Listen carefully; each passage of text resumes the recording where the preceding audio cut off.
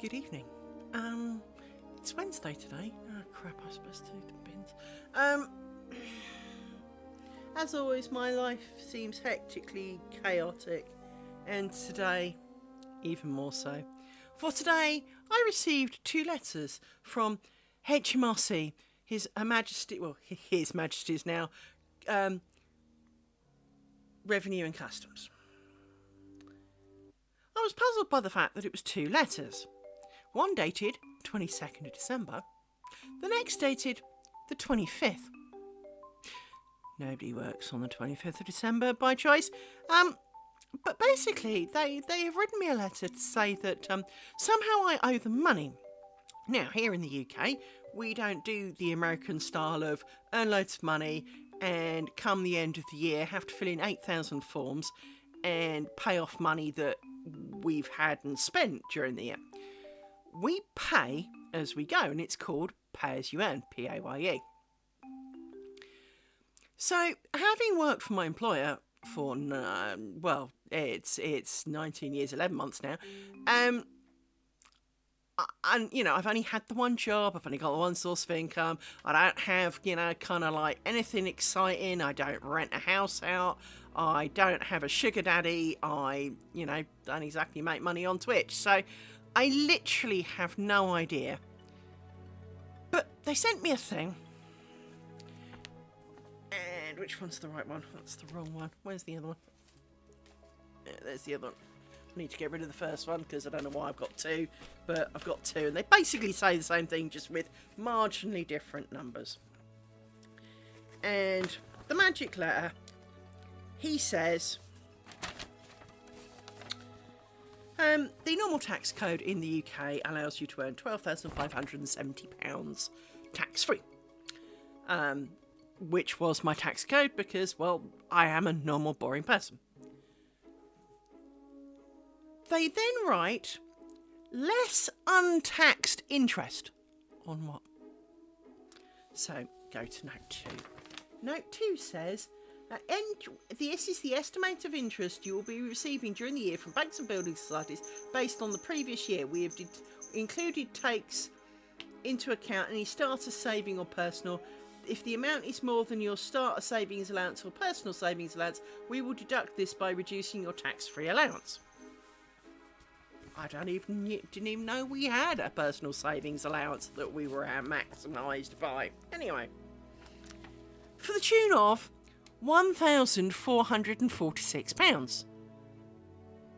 I don't even think I've okay, I've got a bit more than that in savings, but how is my untaxed interest that much?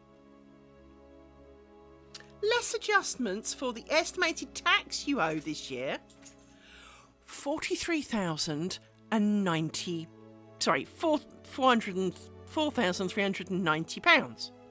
So they are going to take that off my tax code for the rest of this year. I'm sorry, 4,000, basically 4,400 quid. For what? Flip over, it says. Have a look at note 5. Note 5 actually says, we think... Not you do, we think you will owe £486. So we are going to deduct your allowance by £4,390. You thieving bastards.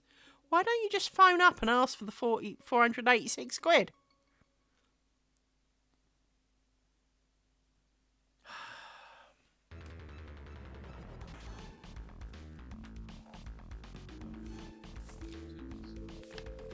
Yeah, I'm sorry. So you're basically deducting 4,400 quid for the sake of a less than £500 bill.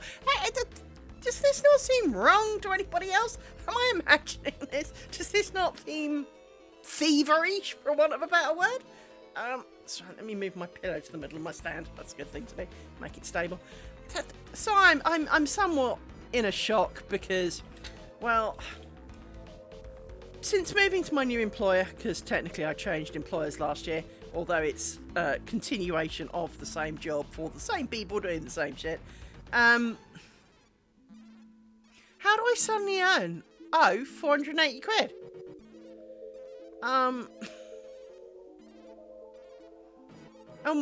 More to the point, how dare you charge interest without even telling me I owe it?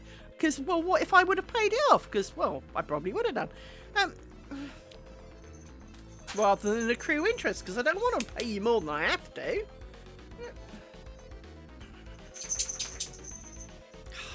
Yeah, so this is feeling slightly confused, and to be honest, I really didn't want to stream today. I just kind of want to curl up in a ball and hope the whole world goes away. So you'll forgive me if I'm not at my cheeriest today. Yeah.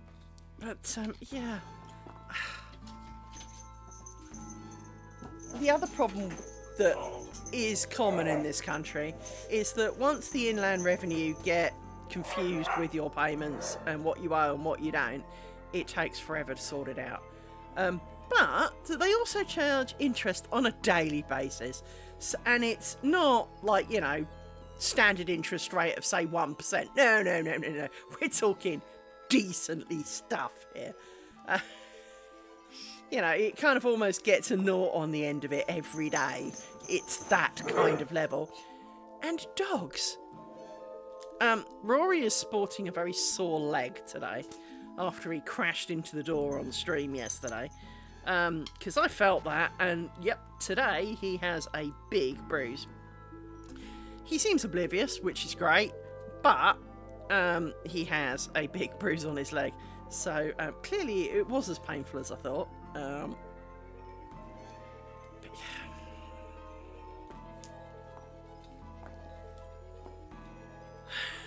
So yeah, anyone wishing to donate to Lizzie's, pay the taxes fund, how is it that they can just suddenly decide you owe money and that you have interest on it without telling you? I mean, it's not like a credit card that I haven't been paying, that I've kept ignoring the bills from. It's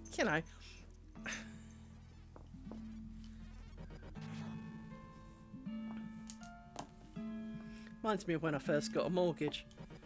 In the UK, you can't get a mortgage and it won't be agreed until there is a set in place direct debit to pay it off. So they've confirmed your bank account, they've got in place a method of getting payment.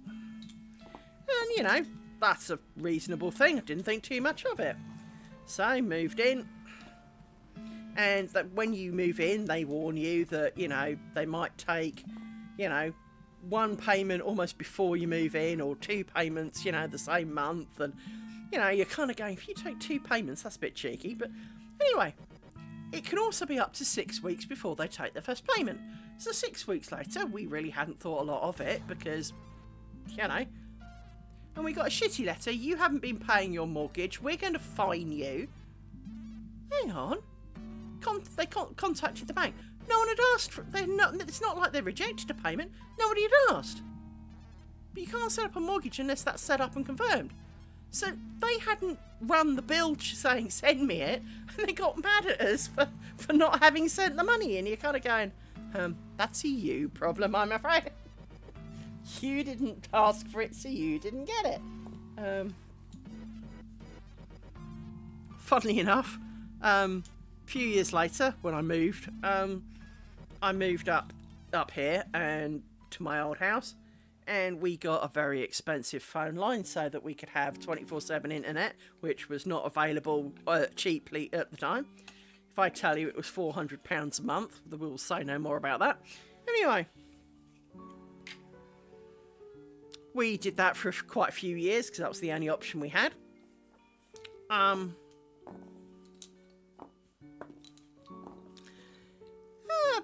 And we paid every bill they asked for, as you do. And I suddenly noticed that they hadn't asked for a couple for a while. Didn't think too much of it, 'cause, maybe they've changed something, Anyway, not too surprisingly, they suddenly worked out that we hadn't been paying. Because they hadn't been asking. And they were semi-reasonable about it. But they pretty much wrote to us and said, you owe, you know, thousands of pounds, pay up. And we wrote back, well, if you'd asked for it, we'd have paid it. And no, we're not just paying you one fat lump sum. You will get it in, you know, marginally more bigger interest rates. And they kind of went, yeah, okay. But again, they were mad at us for the fact that they didn't bill us. You know, I'm sorry, but we had a business deal, and if you don't ask for it, we're not giving it to you.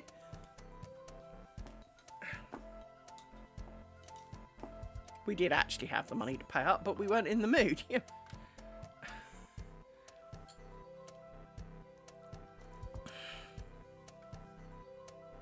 Because we knew they'd come for it eventually. But, you know, once again, you know, if you do loads of work and you don't send any bills in, who's the idiot? The guy who didn't pay you for it because you never asked, or you for not saying you owe me money? Here's how much you owe me for the work that I did. It's not complicated, but it is very stressful. So I'm definitely second hand today. Definitely not so good today.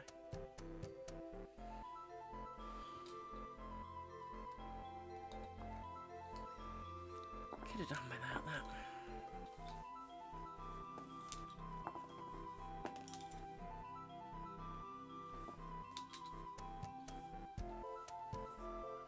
Yeah, it's the one that you didn't eat, dogs. How come you didn't eat that one?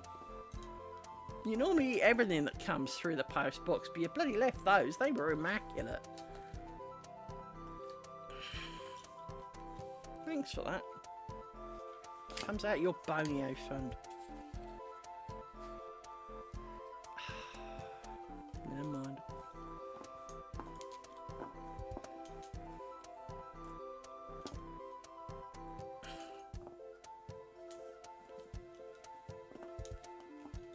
Never mind.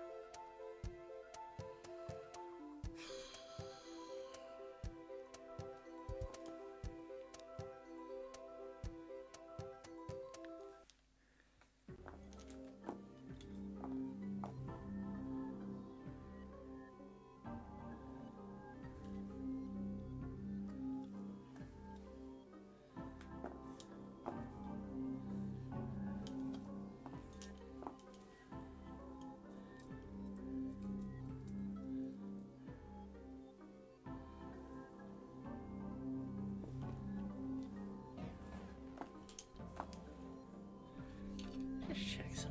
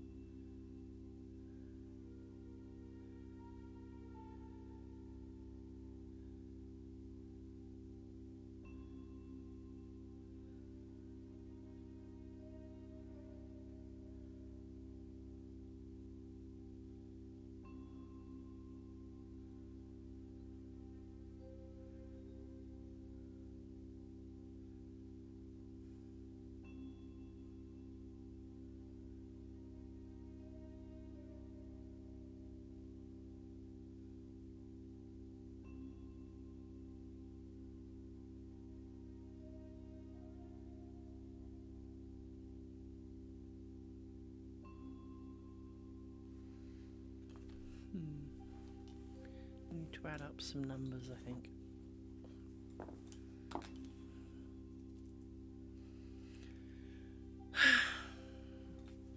So how is everybody today? Hope you're having a better day than I am.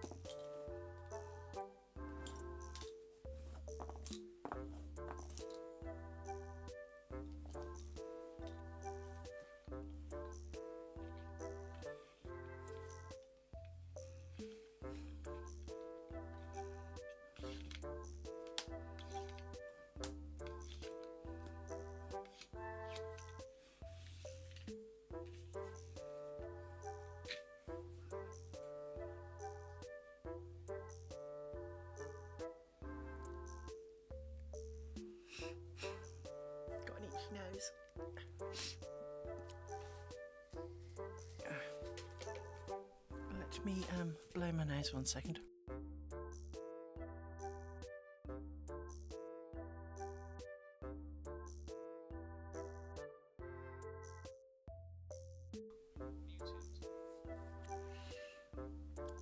Hopefully you didn't have to witness that. I asked it to mute it, but I don't think it did, so sorry if you had to witness that. But there we go. Right. We need to head backwards. So.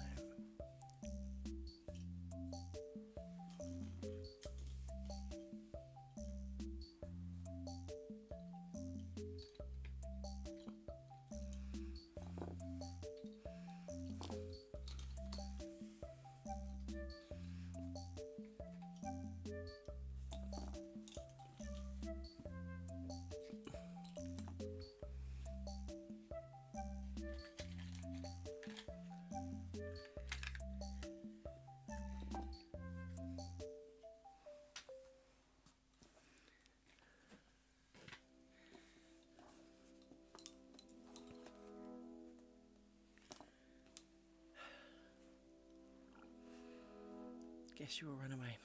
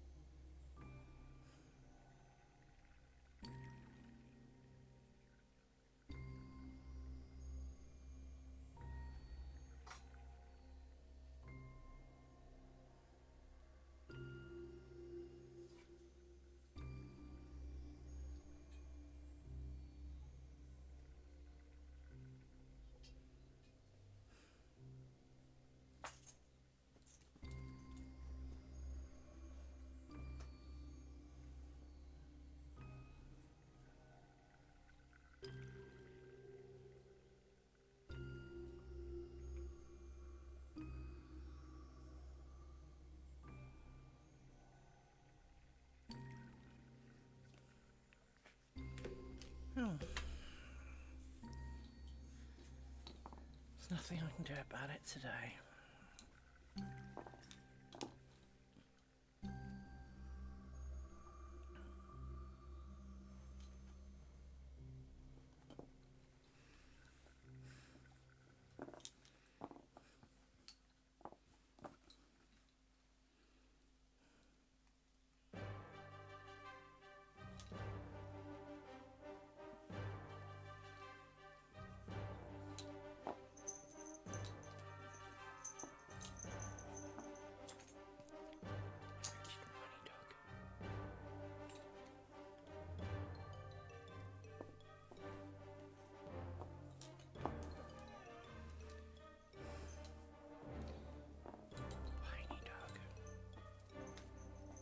Amy.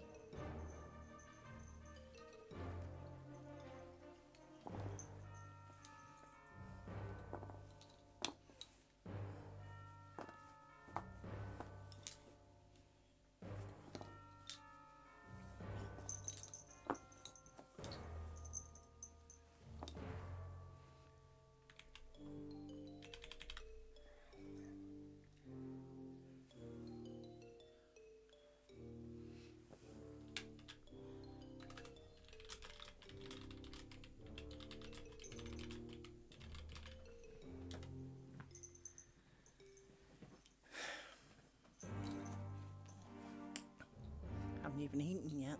Just realised.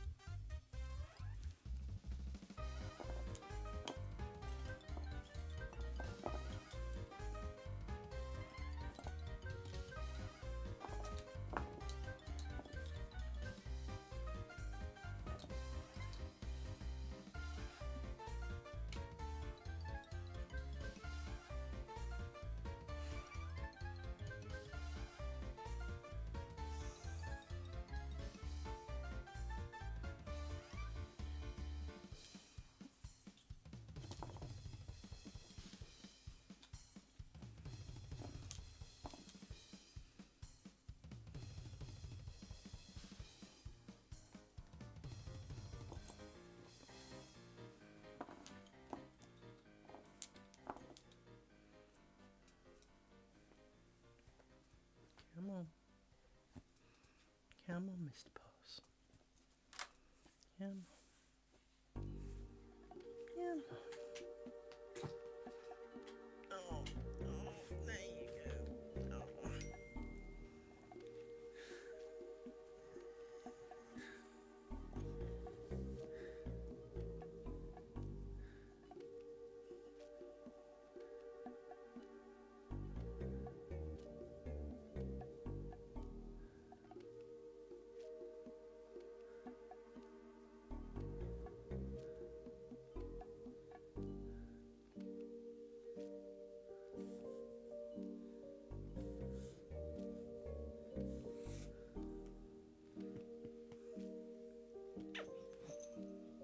Mr. Paws. Yes, you boy. How's your leg? Is it less sore? A bit less pukey, that's for sure. Yes, I know. No, I don't need dogs. I don't need the dogs. I don't need the dogs. I don't. I haven't eaten. You have. I fed you. I did feed the dogs. I did. Yes, I know. Can you stop licking me, everybody? I'm not a popsicle. No, I said stop.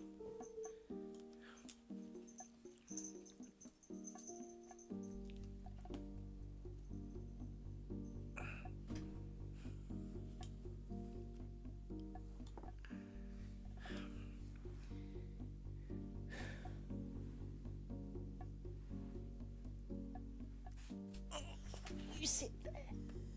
Yes, you sit there. Be good boy. Humph. You sit there.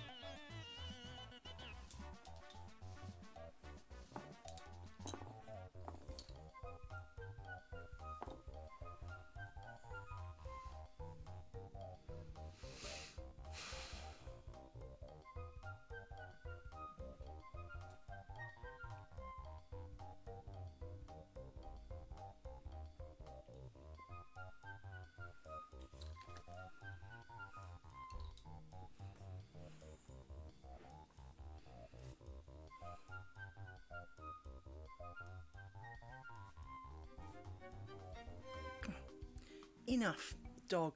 Busy. No! Go on. Off you go. There you come lie down. It's a good boy.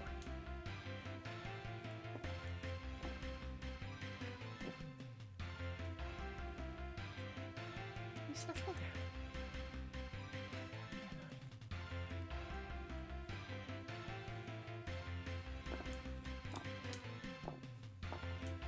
I've hugged you all day.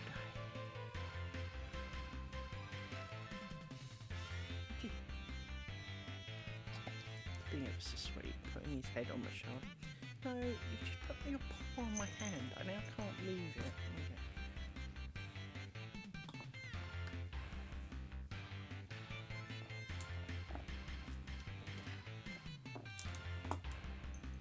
Come on. I know your leg's sore, but you know, hello, welcome to being older.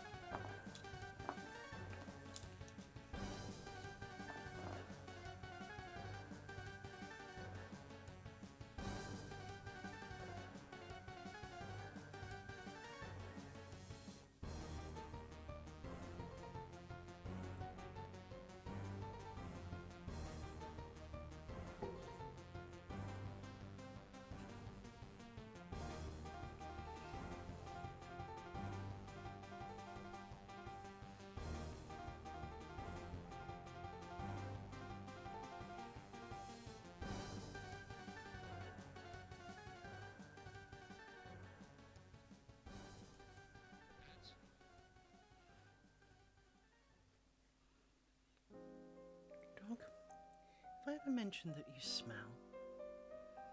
Because I should. You really honk.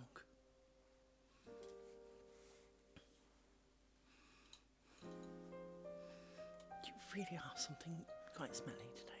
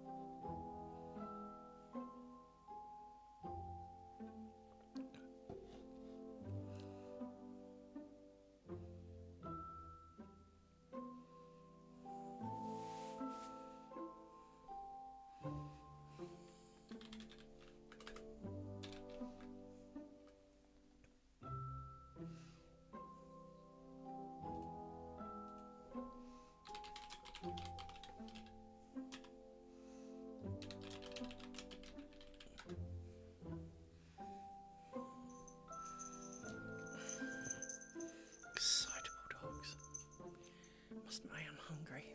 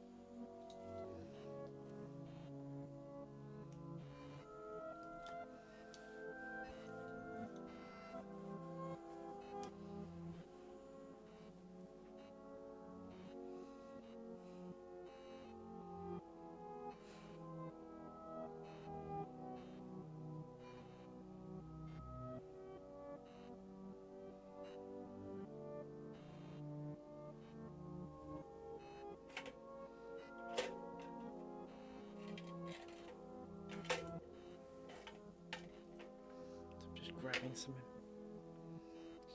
Skanky now.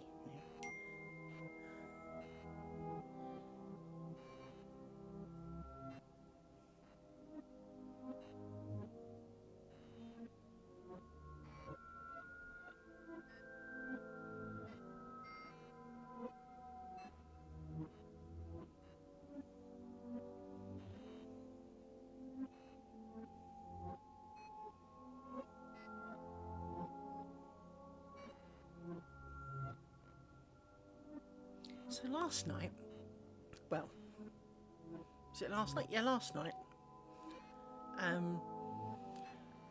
I was watching the Travelling Tatter, and she was doing Technique Tuesday, and well, she was showing people various techniques of how to join things, and funnily enough, it's the same way we do it in lace.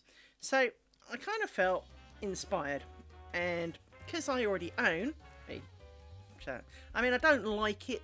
The hook on the end actually gets on my nerves, so I've ordered one without, because, well, you've got to have the right shit, right? You're going to laugh at me. Here it is. It is the tiniest thing God ever made, right? If I zoom in, you can see it's 3 little loops the size of a pinhead. However, this was my first tatting. And I did this last night. Now, I do need to point out to the entire world, I do not do this like normal people. Normal people do funky stuff with this hand, and, well, you have your loop, right, like this, and you do funky stuff with this hand, and then you go over, under and over, and then you do some slightly less funky stuff with this hand, and then you go over and under. That I get. But it was the thread bit I couldn't do. And I have discovered that for my sins, and it probably is very much for my sins, that if I chuck the thread over, I can do the under and the over and the flippy bit. And then I can do the over. The thread kind of gets in the way, which is slightly annoying. I need to turn the bobbin over a bit. But I can then do the over and under and the flippy bit. And I've done a stitch, and I can do that. So for all of you who have tried tatting and just ended up like with the hand in a knot, I encourage you to find the way that works for you, because it is true, there are no thought police. They are not looking. If you want to crochet and hold your hook in your hand with the same hand that's got the thread in it, like I did when I first started, if it's working for you, then that is all that matters. And to be true, this is true for nearly everything. I'm on a number of programming forums, and the programming forums, you get quite a few people who are almost there. Well, you didn't use this technique. I'm not speaking to people like that. And you get it in crafting. You get people who look down on you because you're not using, vessel virgin pubes spun into the finest gold thread or whatever. And there is a bit of you that just kind of goes, you know what? If I can afford that, I can't afford that. It doesn't mean I'm not enjoying it. It doesn't mean I'm not doing good stuff. It just means that you've got better quality materials. Whoop for your bank balance, right? And so people do need to take a bit of a rest with some of that, because, well, not everybody is, my favourite quote, we're not all Elon Musk. We don't have his bank account. Possibly just as well, but, we don't have his bank account, so we can't afford gold bobbins with diamante glistening, who would have diamante when you're really lost, or we don't skeet shoot Fabergé eggs and Ming vases. We don't do that because we can't afford it.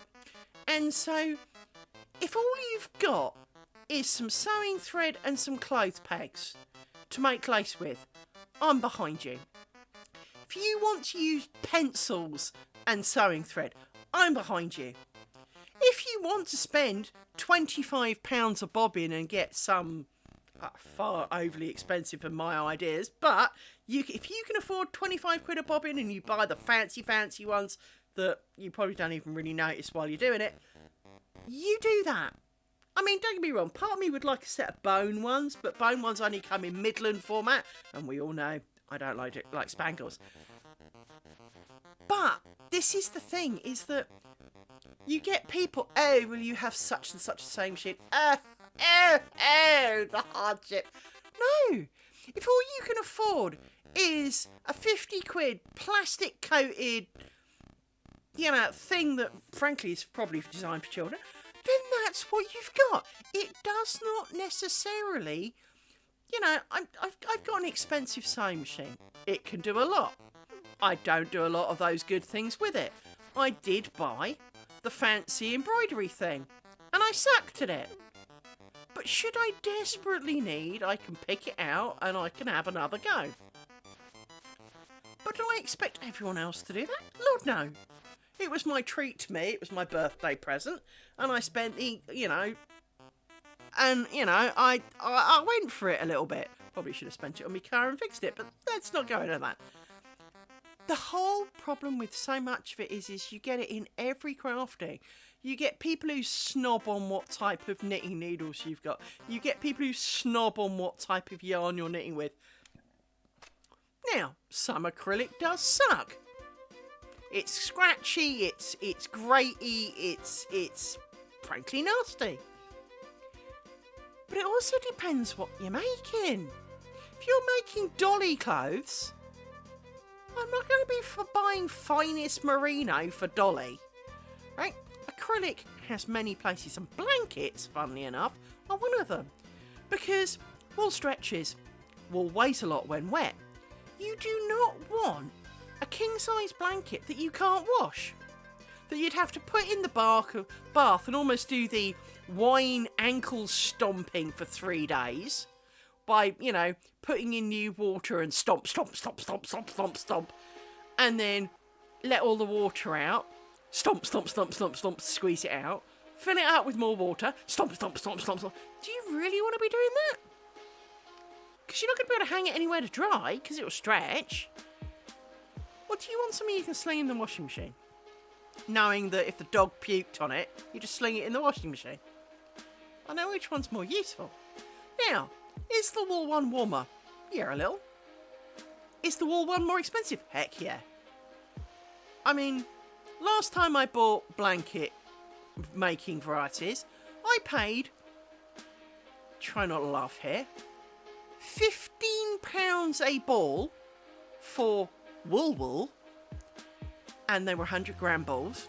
I think they were 100 grams. I can check. And I paid £1.10 for acrylic balls of roughly the same width of yarn and all the rest of it. The acrylic shit came in 300 million colours. The wool came in like 4.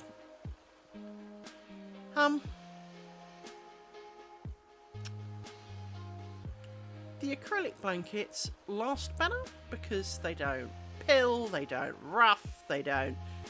And to be honest, if the dog pukes in it, the dog pukes in it. I sling it in the washing machine.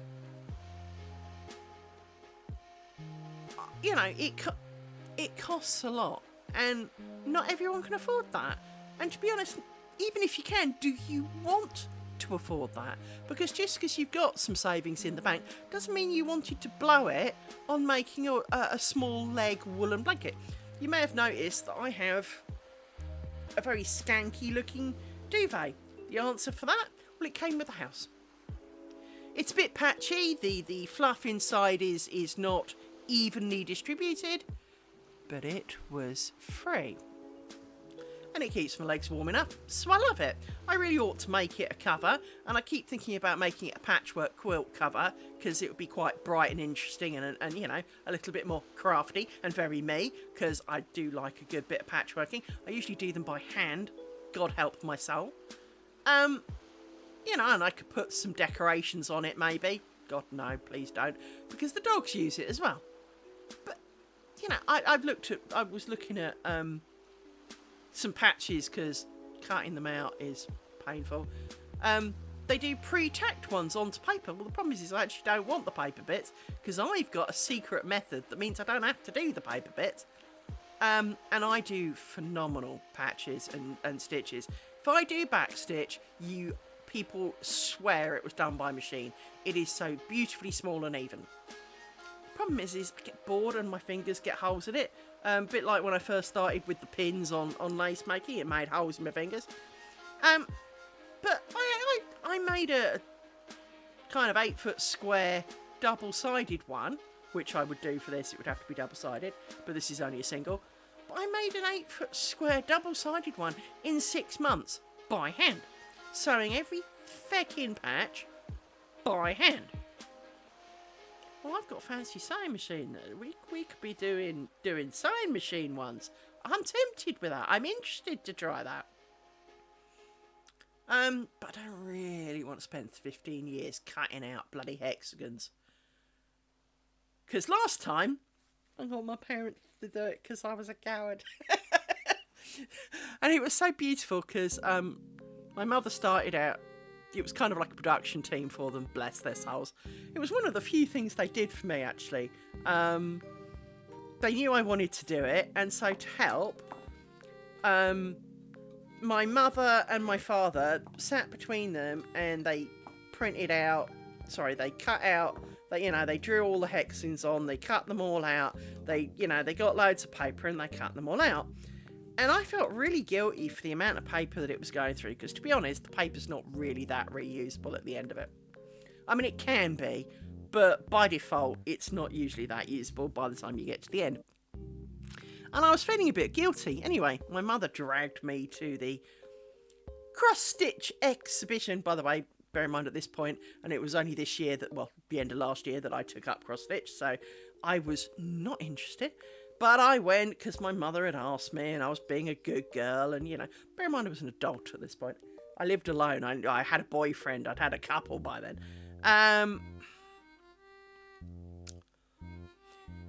Well, it was during this time that I met my friend who makes Winstitch, who I love dearly with all my heart.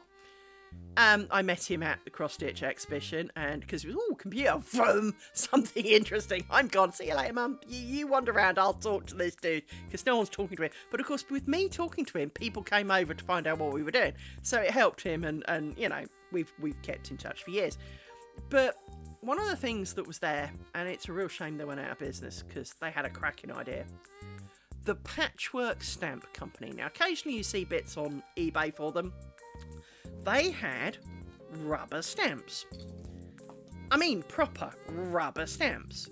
And you had an ink pad, and you kind of went donk, donk, and donk, donk, donk, donk, and it put on the back of the fabric in washable ink. So I was just checking which one I'd done. In washable ink, so that you could wash it off later, obviously. 1, 2, 3, 4. But you then cut along the outside line and you sew along an inside line. Well, it got to the point that I didn't really need the inside line. I only really needed the outside line, and I know it's been 25 years, but I can tell you now, I would still only need the outside line. I'm capable of telling a 1/4 inch hem allowance. And so I actually only need, to cut out the hexagons. I don't need the paper because it's, I got these and my dad was absolutely over the moon because it meant that now we only had to stamp. Someone did stamp, and someone else went cutty. So it was a lot, and obviously it saved 5 billion trees. So I was well up for that. But there is a lovely lady, I assume it's a lady, a lovely person, let's be tactful, there's a lovely person on eBay who sells hexagons, but they're pre-tacked. And I really, really, really want to ask them, can't you just sell the pre-cut fabric and not tack them down? Because I don't need them tacked down. I'm weird. But I have considered buying a load. The problem is I'm not sure how many I'd need, because this was the problem with my parents. Basically, I'd get near the bottom of my pile and go, more, and, my parents would sit down, and by the next time I saw them, they'd done a bunch more, and I'd do a bunch more. I could count how many I did and work it out. But I am really tempted to buy a buttload of these templates. The ones I'm looking at are 2 inches wide, and I need a hexagonal thing, and I don't have one. Haven't really got something I can draw it on either. Yes, I do. Of course I do. Which one is this? That's the 25th, so that's the crap one. Let's use this one. So, I am no artist. It's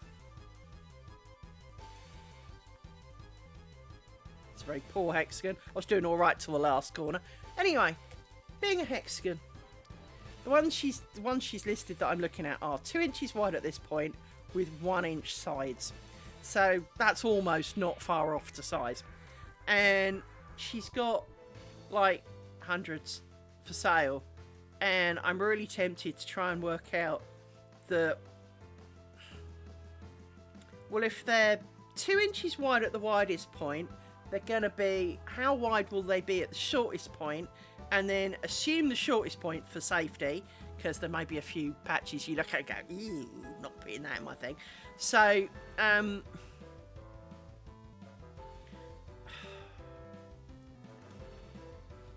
sure ChatGPT can answer how tall that is. Then work out how big this is, double side it, and friggin' go for it. I'm really tempted. Just because I'm really tempted, because, well, it would make this look so much more bright, and it's not like you can't stick it through the washing machine. So the one I made before was beautifully bright. It was red, yellow and pink, I think, on the first side. 1, 2, 3, 4. I think I had too many. Yeah, I did. I've not been attentive. You were already out. 1, 2, 3, 4. No, this is right. So yeah. And then on the back it was purple, dark blue and dark green.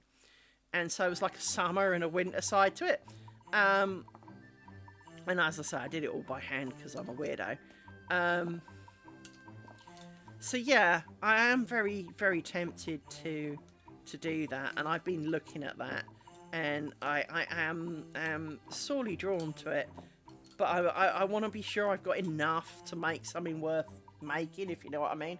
So I need to do some calculations so that I don't kind of buy either a crap ton and have enough to make 20, or buy only enough to make a quarter and cry because they're not going to make any more or something.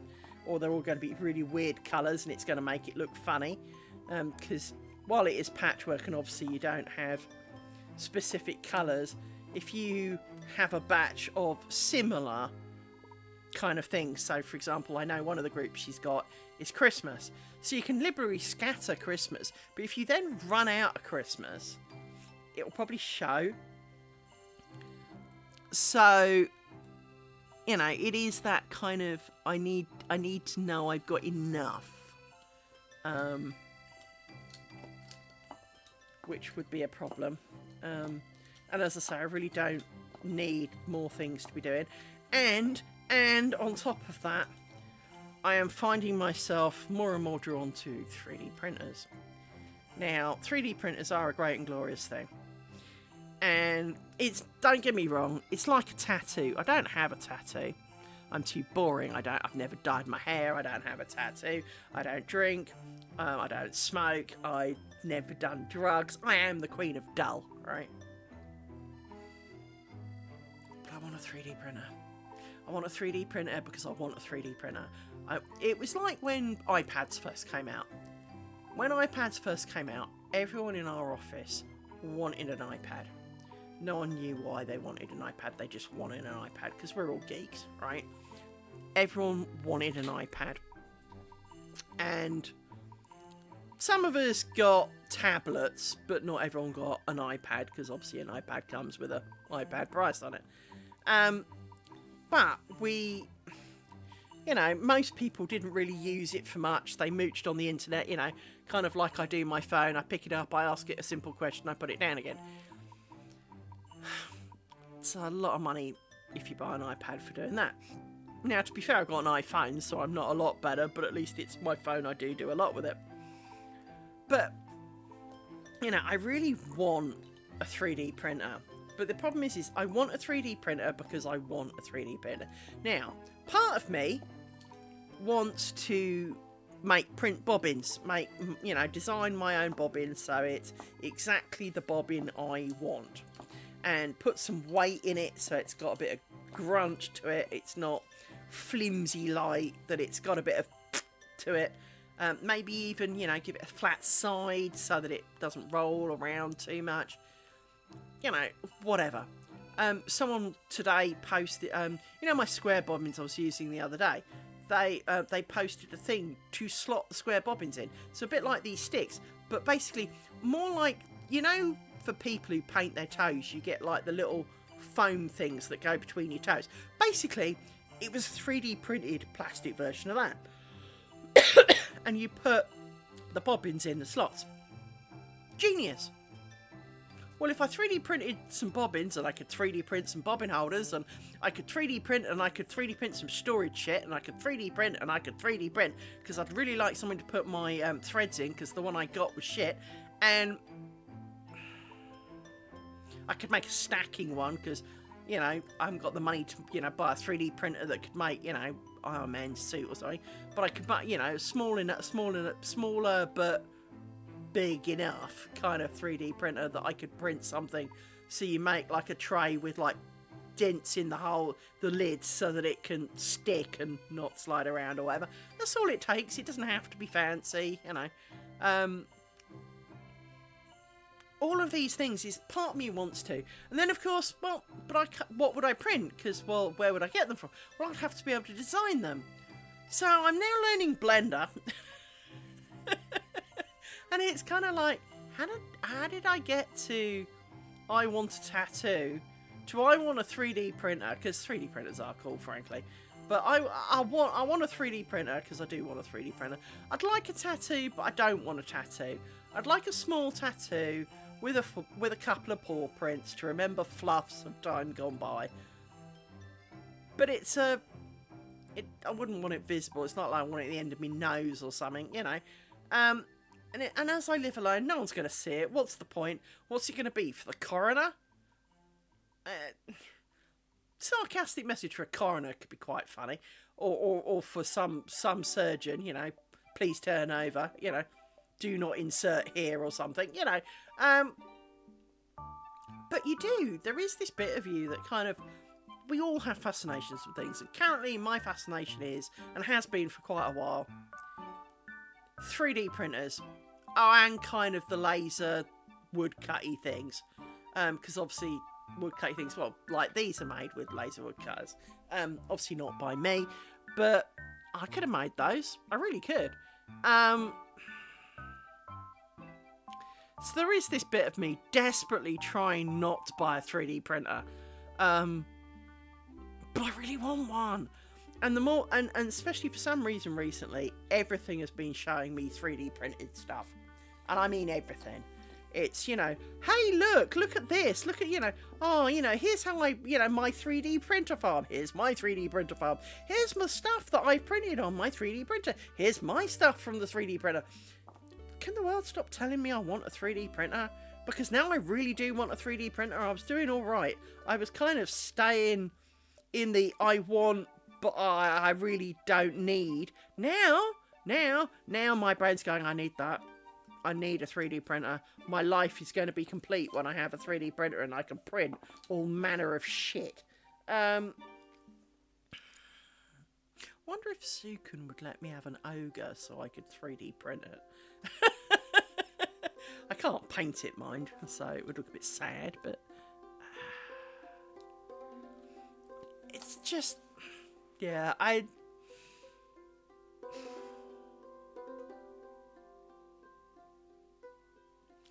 It is kind of sad, really. So I have hand crews for 3D printers, because what I really want to do is make bobbins and then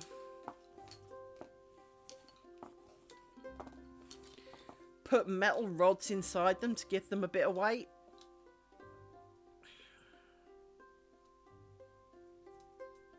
Not that this specifically, but, you know, a metal rod a bit like this in the middle, just to give it a bit more chunk, you know.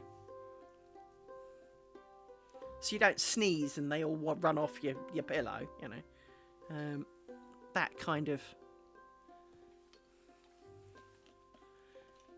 I mean, to be honest, I've seen glass bobbins, and what they do is they have almost like pendants on the bottom. They've got like a...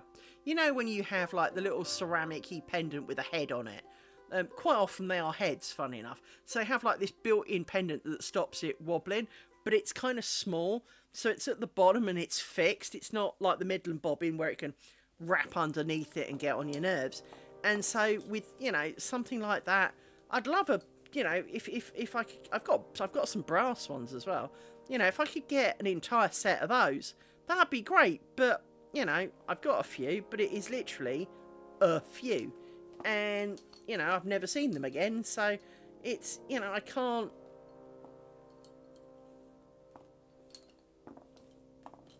exactly, you know, make a set out of them. And bobbins do work best in a way if they are similar. They don't have to be identical, but similar is a good ploy.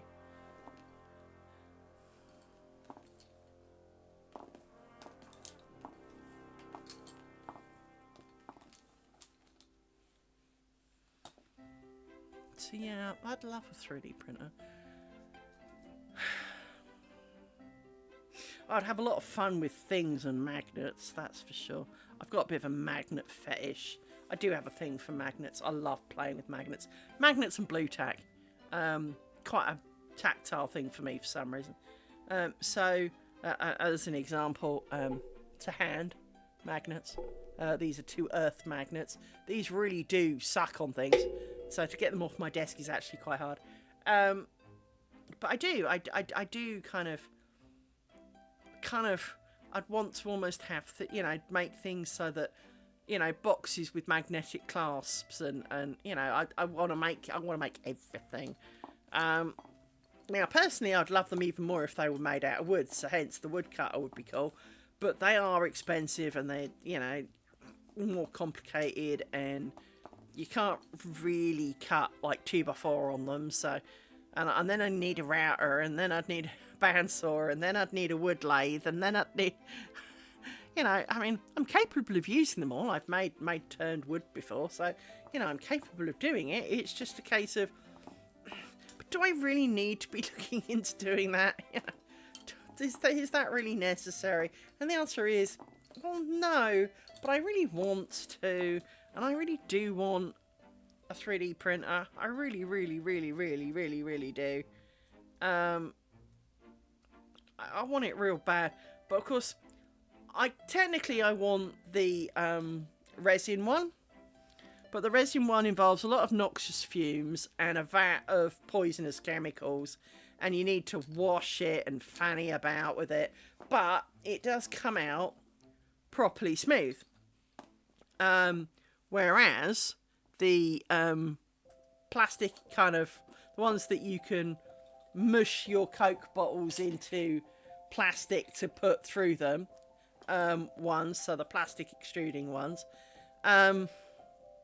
while you can do multiple colours with the plastic extruding ones, you well, they tend to gum and melt everywhere, but they also have kind of like, they're the ones, you get the ones with the lines on, but you know, it is the, you know, you want to buy an expensive enough one, but you don't want to spend too much money because you're not stupid, but I kind of want the resin one because it gives really lovely results at the end of it. But then I've got dogs, I'd need to almost put it in the garage, and then when I'm out, they'd destroy it, and I'd be heartbroken like my bicycle, and it's just that whole kind of, I know I don't go out very often, which then makes it far more likely they are going to destroy what's in the garage because they're not, you know, they're less used to being in it. And, well, it's all a game now, isn't it? So, I don't know. It is what it is, I guess. But yeah, I find myself really wanting a 3D printer. I so want a 3D printer.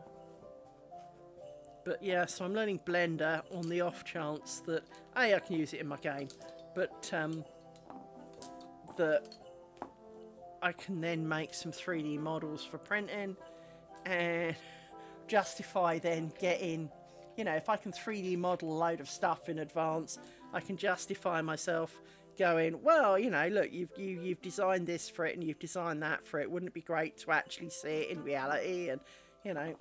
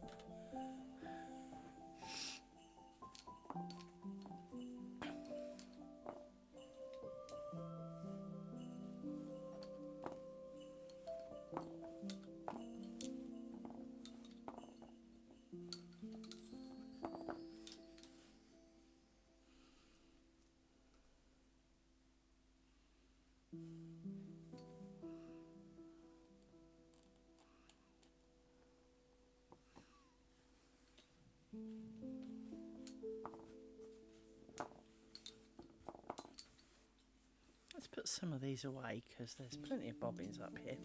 We need to put some of these away. 2, 3, 4, 5. Let's put you in a stick.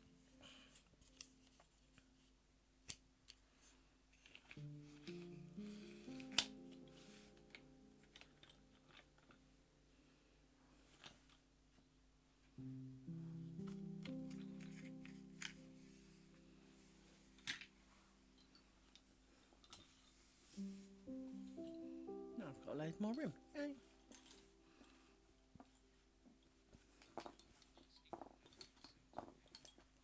Hello!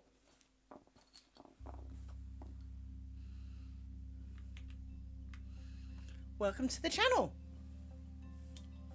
How are you? Do you have any questions?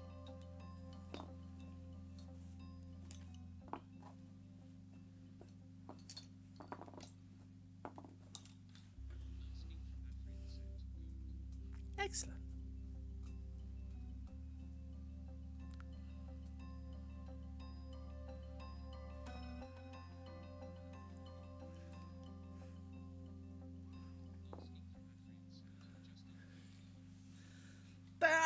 That's always a challenge. Part of me likes unpacking. Part of me hates unpacking because there will always be one item you know you saw it, can't find it.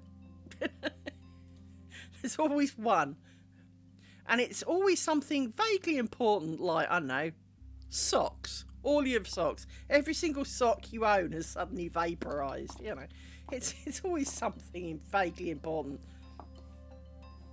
like the kettle, or you know.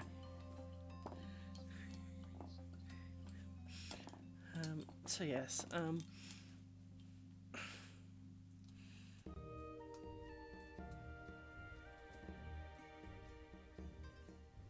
Because of course, wherever you put it seemed logical at the time, but it apparently wasn't. You know.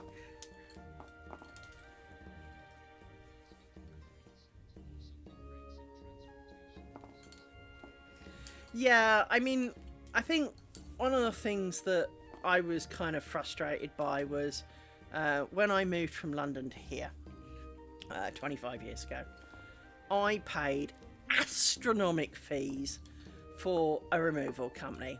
Now, we had to pack it, so it wasn't quite that good, but they did pack some things, but we had to do 99% of the packing. And we packed loads of boxes, and the only things that they kind of packed and transported that were their packings were some of the large bits of furniture. And I had let's call it a kitchen table. It was technically my dining room table, but in actuality I think it's sold as a kitchen table. And it was a pure wood thing. It was not a thing of glory. It's not like, it was 16th century whatever. It was, an IKEA special. But I loved it. I'd paid for it. It was one of the first things I bought with my own money after getting a job. I bought it for my computer originally. And I was in hospital when we moved. And what I found out later... So, 6 months later after moving, I'm finally well enough to go home. I go home, and I'd forgotten where my new house was because, I hadn't seen it for 6 months, and I never actually got to move in.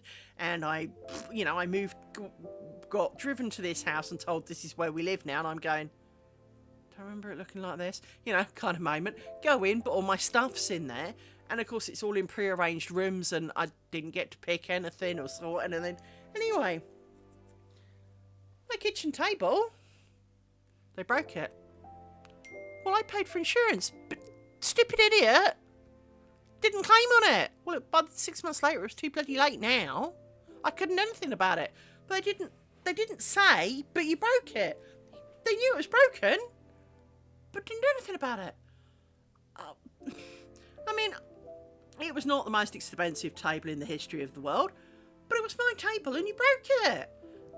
So yeah, I very much understand the breaking things, because funny enough, I've still got it. It doesn't move, and it sits in the corner of the room wedged against a wall, because basically the leg falls off. The leg was a solid post that then had a metal kind of angled piece between the corner that you kind of put it against and screwed it into. Well, they literally split the top of the leg, so it didn't really stick to the... Now, I am a carpenter's daughter. I can fix a bit of wood, and I did do some reasonable to it, but it will never be as strong. But you broke it, and you didn't claim on the... I paid something like £600 in insurance 25 years ago. It was a fortune. I was so livid. Because, of course, I didn't... It's not like, how did the move go? Oh, it went great. It's not like, how did the move go? Oh, well, unfortunately, they broke the table. By the way, are you, claiming on their insurance? Oh, can we do that? No, that didn't come up. They knew it was broken and kept it from me. Bastards. Yeah, I was not a happy soul. Untoo surprisingly. So I hope that nothing too important has taken a hit. Something usually gets chipped or broken, as you say, or something gets a crack in it. It's not usually broken outright. It's not absolutely destroyed, but it will never be the same again. And it's usually either something you inherited, and that while it may not be worth anything particular, it's kind of like £5 down the flea market, but it was Granny's favourite whatever, or it was, something like that, and now it's taken a hit, It was years and years old, and you've managed to have it broken, After all that, it survived all of these society things. Hang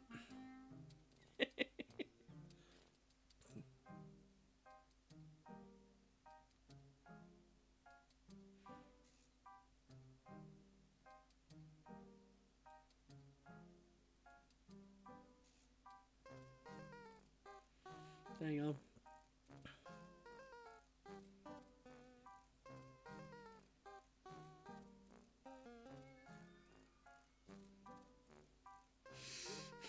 My co-worker said, your life's sad when you're excited because you've got a new kettle, and it's like, dude, I've been excited over less than that.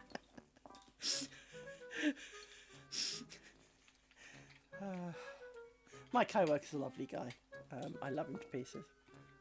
So whereabouts in the world are you? Where, I'm not expecting you to name your, out yourself entirely, but, kind of like, which country are you from? Maybe if you're American or something, which region, province, state, etc. Somewhere generalistic in, whereabouts are you in the world? Start with the country. That's always a safe bet. Because, there's bound... It's not like we've got your name and phone number here, We're not going to trace you down. So I replied to him, I own a Loch Ness Monster ladle set. Because I do. I actually do. So, dude, your kettle, nothing. I also own an Instant Pot now. I was really keen when I got my Instant Pot. So, I've had some things I've been really keen over. So, I can't judge. It'd be wrong.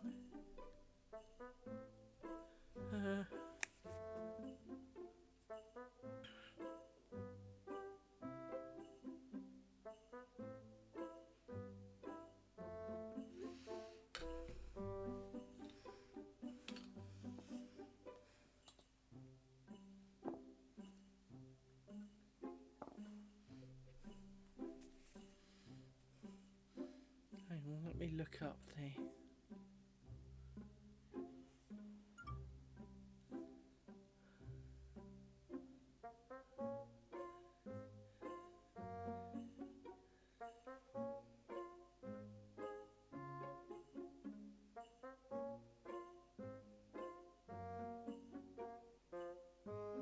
them yesterday.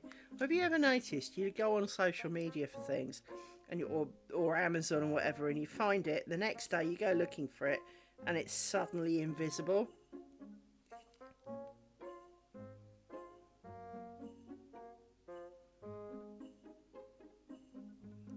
They do run out. Did everyone buy some yesterday or something?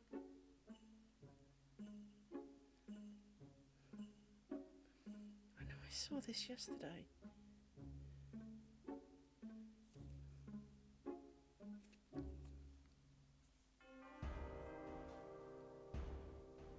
It's a whale one. Where's the Nessie one gone? I actually had a 3 set of Nessie ones, but isn't it always the way?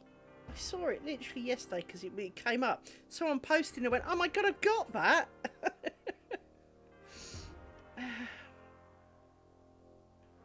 Maybe it's because I'm doing it in... Hang on then.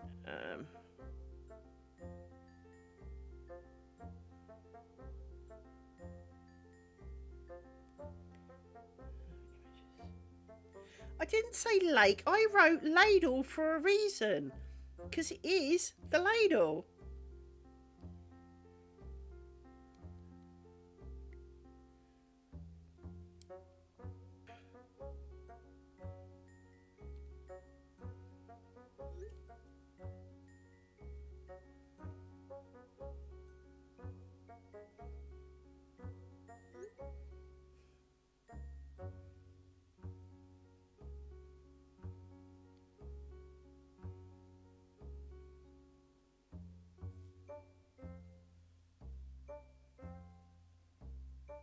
That's the one I got.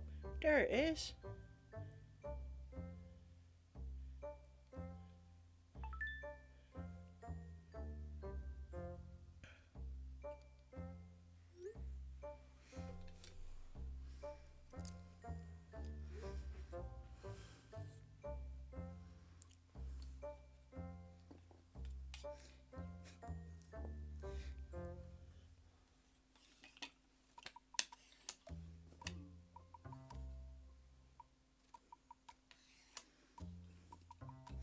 So yeah, let me just put these away. So yes, I do apologise for the slight interruption of filling in Loch Ness Monster and finding it to send a co-worker, because I found the link for the one I bought. So yeah. For those who do not know, the Loch Ness Monster ladles are a thing of beauty. Hi Hi, Sticker Bear. How are you? Let me show you the hang on, let me find them. Let me show them on my computer rather than my phone because I'm not texting them. I always want to spell ladle wrong because I'm a useless idiot. And of course I'm not going to find it on my bloody computer now, am I?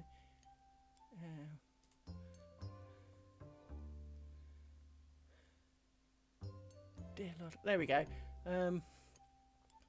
Let me show you this. Yeah, so here is the ladle set that we are discussing. This is the one that I own, right? And after my co-worker goes, it's really sad because I've got a new kettle. You should have seen me when I got these. So yes, if you ever want to find yourself the Loch Ness family 3-piece ladle set, I can tell you, they're really, really cool. They are funny, but at the same time, they're actually really quite practical because the head part's got like almost like a teaspoon sized hole in it, so you can kind of loop them over things. But their bases have one of the ladles are proper ladle. One's got slight holes in it, so you can pull peas out of boiling water or pasta. And the small one's almost small, not quite small enough to go in a cup, but almost, right? And so you can do quite a lot with them. But they've got little feet, so you can stand them on the counter when you're not using them. They actually are really practical, and they're cool. So, yeah. I was dead excited when I got those. I'm sorry, mate. I'm sorry, co-worker. Your kettle, very second rate to my ladles. This is also the girl who got really excited when she bought a soup maker. So, but then he is like 10 years younger than me. So, he's got a few years of catching up to do.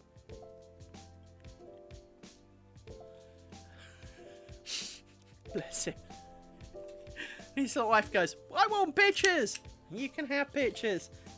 But here's the link to where I bought it. Buy them now. You want them. What time is it? It's nearly 9 o'clock. Do I really want to start this piece? Yes, I do. So yes, thank you for catching me, Sticker Bear. I've missed you. But it is easily done, especially with me being Brit and everyone else not being Brit. So, well, lots of people not being Brit. So, time zones are a pain and make these things harder.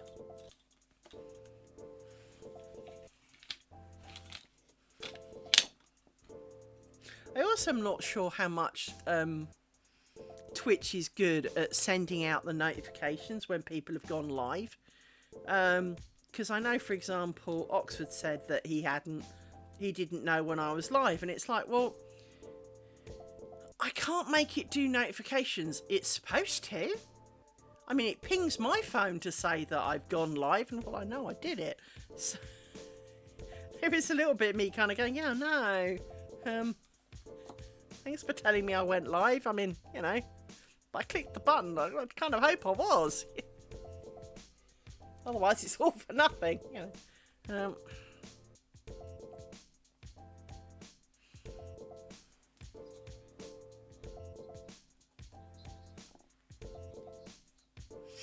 He does, and I also think that because he relies a lot on Discord, because I'm not posting in his Discord that I've gone live, I don't think he would catch it, because he's certainly not in my Discord, because, well, nobody's in my Discord.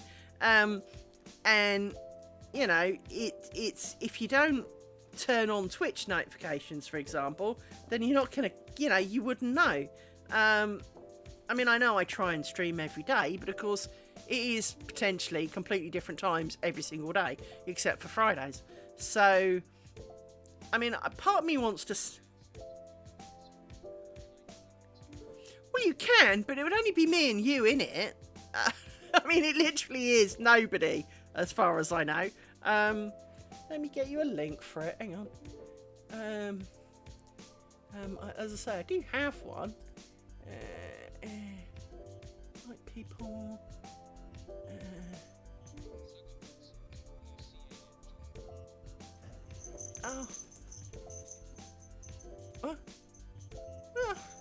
For example. Oh, that was really helpful. It said hidden, use copy button. So I hit the copy button and all it did was copy hidden, use copy button. Ah, dear. Really? Is that its plan? Yeah, look. That's what it gives me. Edit invite link. Expires after never. Generate new link. Or send a server invite link to a friend. Hidden, use copy button. So I hit the copy button. And all I get is hidden, use copy button. This is a pile of right? Seriously. Hang on. I haven't got a way of showing you this easily. Let me change this to change properties of this to Discord. Okay, right. Let me send you this. Right. So you can now see my Discord. And here you can see, right? So if I say generate a link, look, generate a link, hidden, use copy button, copy, right? And what it put in my clipboard, if I go back to OBS and show you what it printed, no, not that. It still says hidden, use copy button.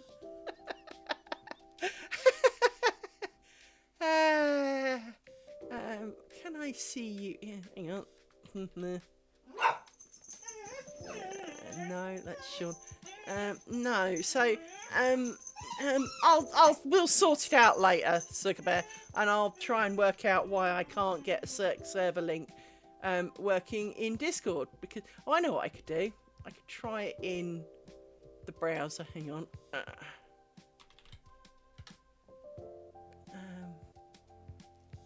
Because, well, that's a thing. Let's try this. Hang on.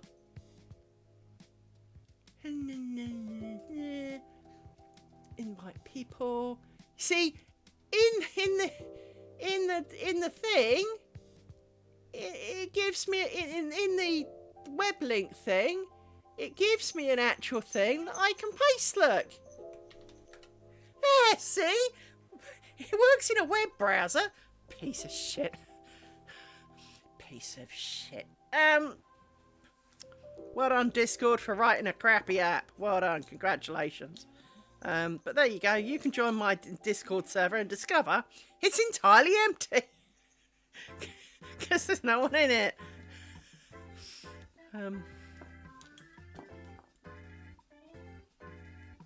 I do post when I go live in it, but, well, nobody's in it, so... what I could do, of course, is make a command so that when people do thingy Discord, it will tell them. Hang on, let me do that before I forget. Oops, just moved all my bobbins. Let's not do that again in a hurry. Right, let me...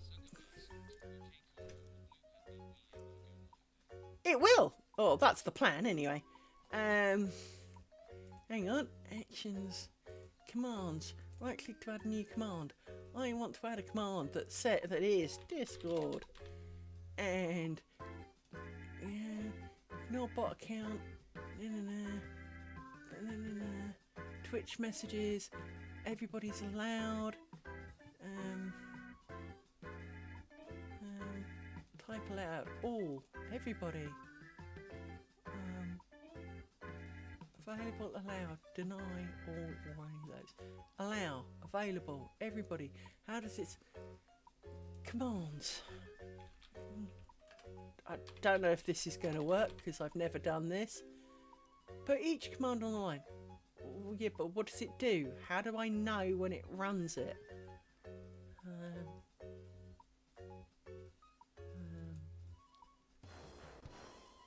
Okay. Command, Discord. Maybe I have to put it in here. Trigger. It's making me think. Add. Commands. You'd have thought that this would be a thing. Call for trigger. Commands. There we go. No, command triggered. Discord. Okay. Let me do Twitch. Chat.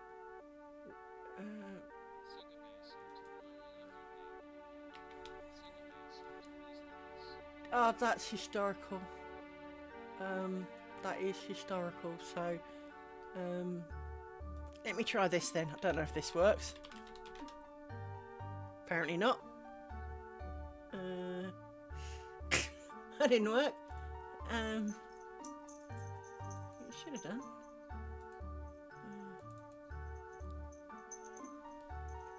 What if I put a thing at the front of it?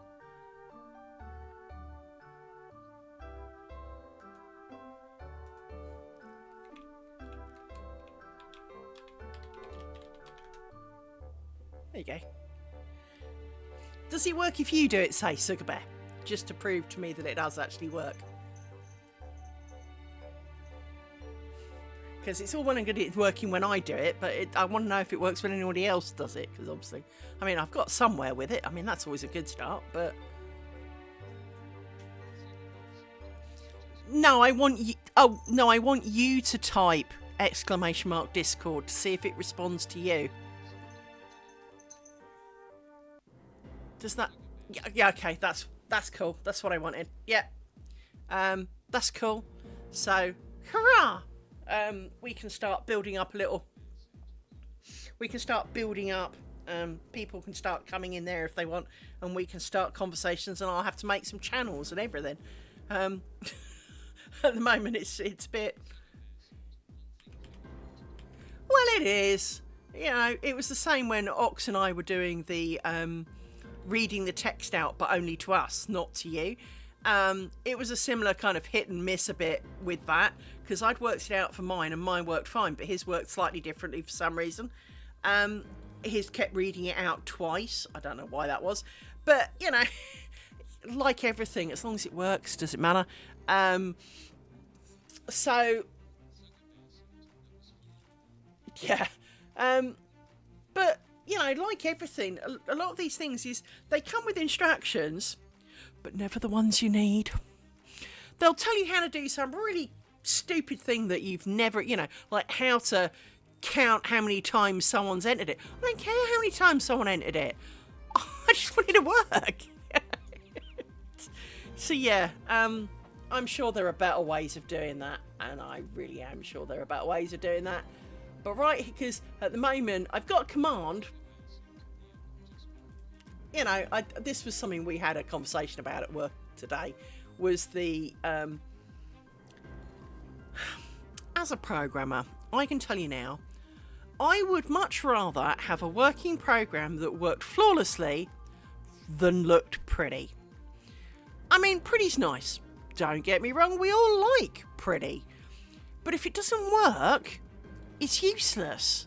And so some things could be made to look a bit better, but it's wasted effort. It's a bit like this net curtain, right? This net curtain's going up in my window where only I'm going to sit. So what's the point? To a large extent. Well, why not?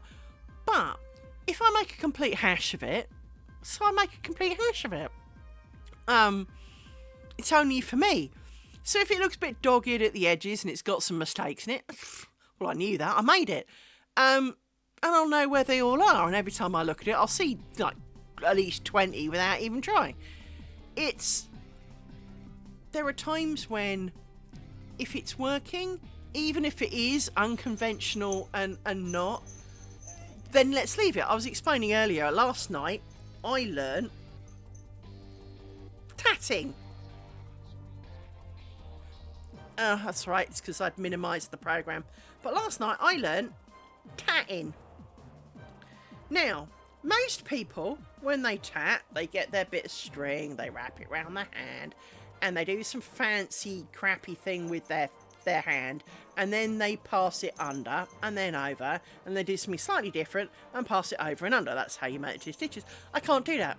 I spent ages last night, and it just wasn't working for me. But what I did find was that if I flip this over here so it's out the way, I can do under and over, and then you do the flippy thing, and then you do the over and the under and the flippy thing, and suddenly I've made a stitch. No one else in the history of sensibleness has ever done it this way. But it works for me.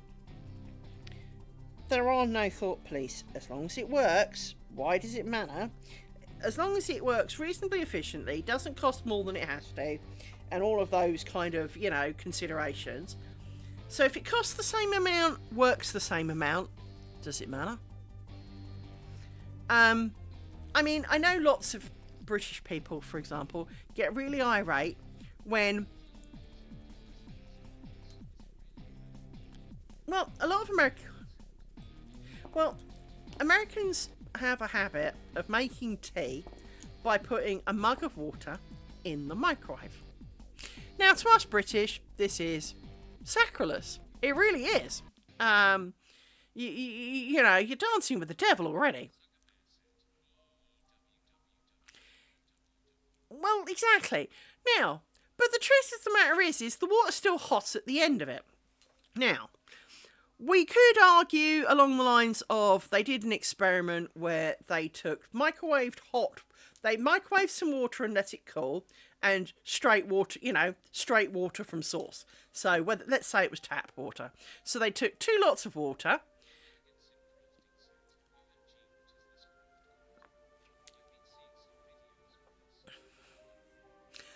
Hello, this is bobbin lace making. So there are other forms of lace making. So you can do lace making with needles, where you try and sew loops and shenanigans.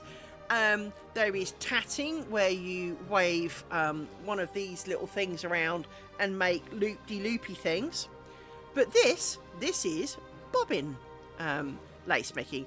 There are hundreds of variants of bobbin lace making. But it basically boils down to roughly the same concept, just, from a different area. So it's got a slightly different, literal twist on it. So it's kind of the same shit, different bow, right? It is almost no more complicated than that. So, yeah, it is. This is really not hard in theory. In practice, getting it right is generally a little more... it is a little bit more challenging to do it right, as all these things are, because, making mistakes is easy enough. But everything in lace making boils down to 2 actions. Taking the left one over the right one and putting it down. This is known as cross. And taking a right one and putting it over a left one. This is known as a twist. And stitches are made of crosses and twists. That's it. So if you can lift one thing and place it over another, you can do this. Now, there are things and considerations and bobbins, but you don't need expensive crap to do it.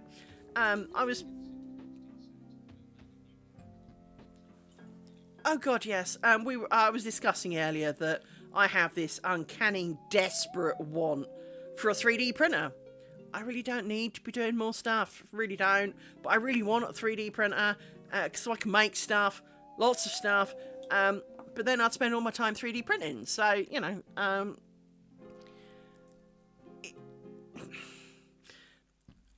if you don't want to do more crafting, do not talk to me. I am not your girl. I do a lot of different crafty things. Ditto. This is the problem. I was talking about this with a friend just before the stream. And they're in exactly the same boat. It's a bit like when the iPad came out. When the iPad came out, I'm a geek for a job, right? I work in IT. And everyone in our office wanted one. We had no idea what we were going to do with it, but we wanted one because it looked cool. And a couple of people got actual iPads. A couple of people bought Androids. And what do they really actually do with it? Well, occasionally they use it to mooch on the internet while they're watching the TV. Oh, the travelling tatter. Yes. So you know that last night I achieved... Look, this is what I did. Look. I actually learned off her how to do this. I made a little trefoil. It's the tiniest trefoil. Let me zoom in for you because it really is that damn small. I mean, look, you can just about make it out. It's the tiniest thing ever in the history of the world, right? But I succeeded.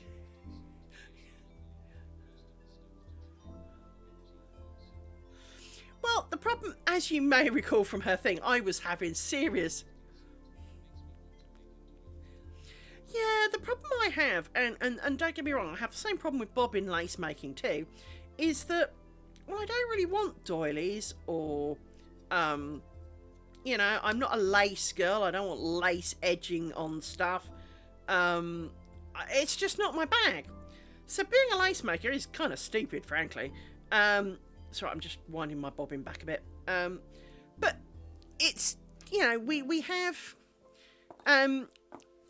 I really enjoy doing this, but my problem, part of the reason I'm making what I'm making, which is a net curtain, by the way, so of course it's huge, so I need hence the squares in the top right hand corner, because they show the triangles that we have done, and we have done 12 so far, and, well, 13, sorry, and now we're on the 14th. You know, we are making squares, or triangles, then squares, and then we're going to sew the squares together and call it a net curtain. It will be the ugliest net curtain ever to have been. However, it will be my net curtain, and I will have made it. I really want to make one in one piece, but I really can't cope with the idea of the number of bobbins, because this is plenty bobbins. I mean, I could cope with a few more, I really could, but not many more, because, well, I get anxiety with too many bobbins, because they end up falling off the thing, and they end up, like, you know, mating and tangling and twitching and things, and then you spend half your time, you know, unpicking them, and, you know, don't need that in my life. And so, you know, slightly anxious about, you know, 50 billion bobbins, but it is kind of one of those things is that I really enjoy doing this, and I like the stuff that comes out the other end. So just before Christmas, I made a seriously epic bookmark. I mean, it's a thing of beauty, right? But I read on a Kindle. I don't need bookmarks. Now, often with lace making, when you learn, they kind of, you know, basically get a little strip, put some dots across. They get a load of pinholes across the top and pinholes down the side, and you make a random strip. Well, if you make it roughly... Well, that's because I'm insane, darling. Of course I crack you up.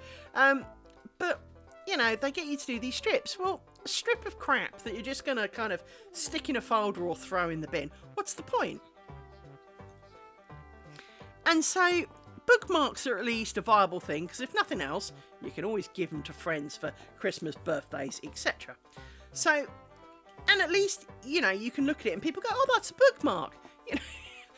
Whereas, look, Mum, I made this 10-inch long, 1/4-inch wide, ugly bit of crap. How nice of you, dear. You know, you can just hear it now, can't you? You know. Whereas at least if you go, Mum, I made you a bookmark. I mean, don't get me wrong, I'm 52 and I don't have a mother anymore. But, you know, you can still kind of hear the parental, oh, God, it's like that dinosaur she made when she was 4 that had 16 legs and 2 heads. You know, it's you know. I did make a dinosaur, and it was across. It looked more like a duck-billed platypus, but well, I think we all do, and there is a little bit of me that's kind of sad because a lot of the things that I made for my parents, I don't know where they went. I mean, I'm pretty sure they went long before my mother did, because my mother was a bit strange. And my I know I've got all my school photos. God help me. Well, one of the things that someone raised this as a point, right? If you go to the supermarket and buy a cake, it costs you like £3. You buy a cake. It's a smallish, 7-inch round cake. It's got a tiny bit of icing on the top. It's a boring cake. It's about £3. Well, in fact, you can buy kind of like an A2 size cake for about £5. It's a bit thin though. And it allegedly feeds 18 people. Not around here, it don't. Anyway, It's a thing. But if someone makes it for you and they call it a business, it's a thing of art, it's worth money and all the rest of it. If you cook one at home for your family, they feel you were cheap. Home cooked food is considered kind of like, lesser quality, a bit crap, probably won't taste too good, even if you're a decent enough cook. Somehow it's lesser quality. And the same is true with if I hand knitted you a jumper. Everyone views well, but there are two camps. So there are many people who would view a handmade gift as cheap. They would view it as tacky, lesser, and if I knitted you a jumper, it would take me a couple of weeks on a really strong spurt. I'd like to think it's an okay jumper. I mean, it's not going to win any Nobel Peace Prizes, but it'll be an okay jumper. It'll probably fit, and it won't have any holes in it, and it will generally not have too many mistakes that you will probably notice. Though, of course, there will be a few, but, generally not noticeable ones, because I will have handled that. But people view a hand-knitted jumper as cheap as, if I gave most of my friends are not that stupid, they wouldn't dare say it to my face, but, an awful lot of average people view handmade items as inferior. Then there's the other camp of people who have done some form of crafting, and even if it's not their craft that they do or that they've tried or whatever, even if they were shit at it, many of them come back and realise that this probably took hours and recognise maybe, I don't believe I could do this. So they would look at, bookmark and go, Christ, how long did that take you?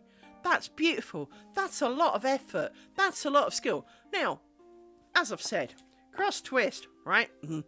It's not, not hard. But at the same time, you've got to do them in the right order, in the right places, and if you miss a bit, it can really stand out. And so some of my mistakes really do stand out. There are bigger holes here and bits here that look funky, and we've got all of those. We've done almost every mistake humanly possible. But there are also times I'm not going back. If I found a mistake back here, I am not going back that far, because that was 2 days ago.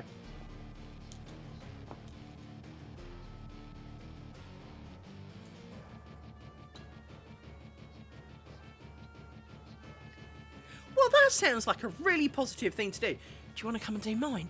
I've got a shit pile. No, I have. I call it my shit pile. I call lots of things shit, to be fair, but I have my shit pile. It's big. It needs help. It really does. I need an intervention on it, because I think there's life forms in there, Not actual, before Naughty Kel ever hears me, no, there are no actual life forms in there. We do not have rats. Believe me, if there was one rat in there, that would be gone.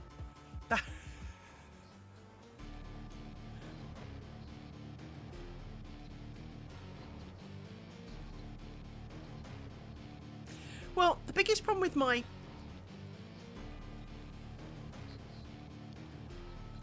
Well, you see, I'm really impressed because I mentally break down when trying to tidy things up. I don't know what's wrong with me, and I appreciate that there really is something wrong with me, but I find it soul-destroyingly depressing to tidy up.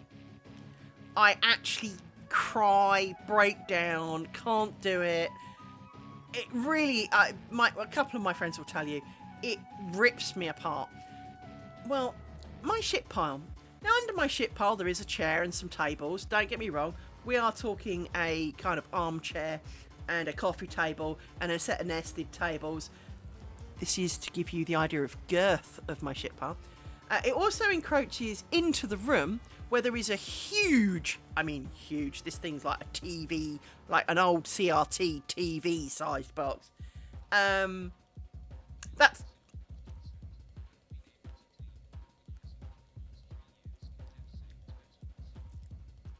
Well, it is, and because I live alone, I don't have someone where I can say to them, come and sit with me and chat with me and distract me a bit, but make me do half an hour of clearing of my shit pile.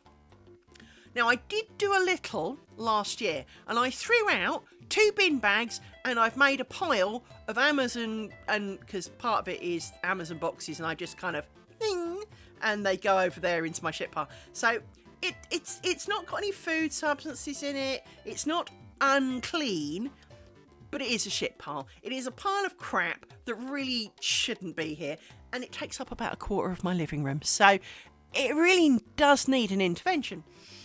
But, which is why partly I'm not on camera, because you do not need to see my shit pile. Not that you can see it from here, because it's over there. But it is that kind of thing, is that there is a lot in there, and most of it is packaging, rubbish, stuff I probably desperately don't need.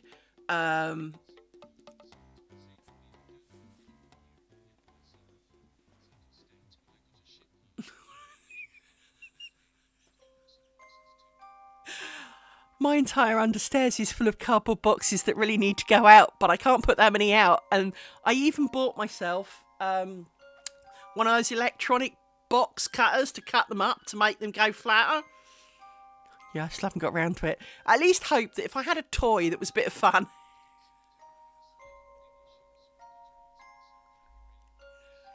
But the answer... Yeah, but the answer's always yes, because you might need it.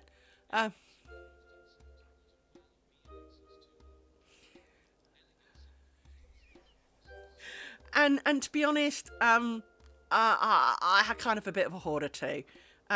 It's not hoarder as in I keep old newspapers. I do have my shit pile, and you know, I hands up to that. Well, the problem is, and I'm sure you've done this, you finally get round and you throw something away. 1 week later, you needed it. Every frickin' time. So you just don't. I kind of have a hoarding issue, but it's exactly, and that puts you off from getting rid of things, because you're looking at it and going, I've had this 30 years, never touched it, but I bet my butt 1 week's time, if I chuck this, I'll need one. And then I'll have to buy another one. But I've already got one, and it's a good quality one, probably better than any made today. So I don't want to get rid of this one, but if I keep it, I won't be using it, because that's Murphy's Law. But it is... I don't think I have a hoarding issue. It's more of a kleptomania thing. I feel the need to collect and have lots of things. Like bobbins. I have got more freaking bobbins. And of course more on the way. So, do I need more bobbins? No, technically not. I've got more than plenty. And I've got about 300-400 of these. So, I really am set. But what if these other bobbins are nicer?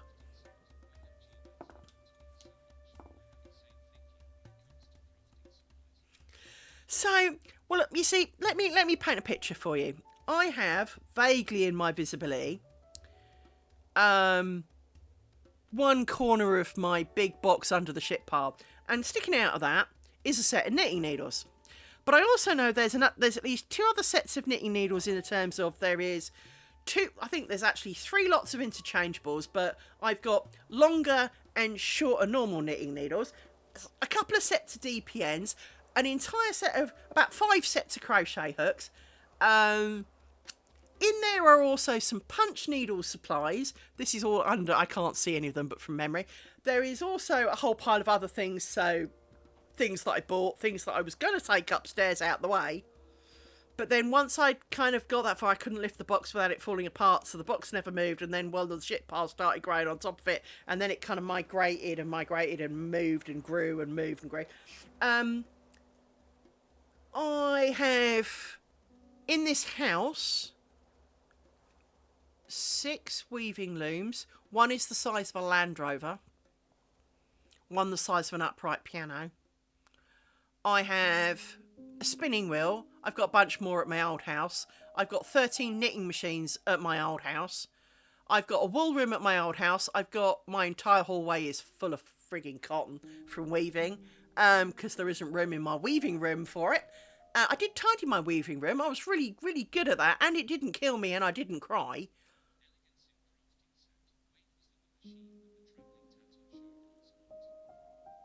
No. Um, um, I don't think it was what she showed. The problem is I had to go to bed, so I do miss half her streams because, well, by the time I was talking to you, it was probably about 12:30. So, to give you an idea, it's 9 o'clock now in the evening. So, but yeah, I've got a spinning wheel. Actually, technically, I've got two. I've got a proper big spinning wheel, and then I've got a little baby electric one. And then, of course, I've got 58 tons of wool, and then I've got a sewing machine. Yeah, I've got a sewing machine. Well, technically, I've got two sewing machines and two sergers. One serger is not even fit to be called a serger because, frankly, it doesn't do anything other than eat itself. But it was also quite cheap. But I've got a reason. It wasn't a hugely more expensive serger, but one that actually works.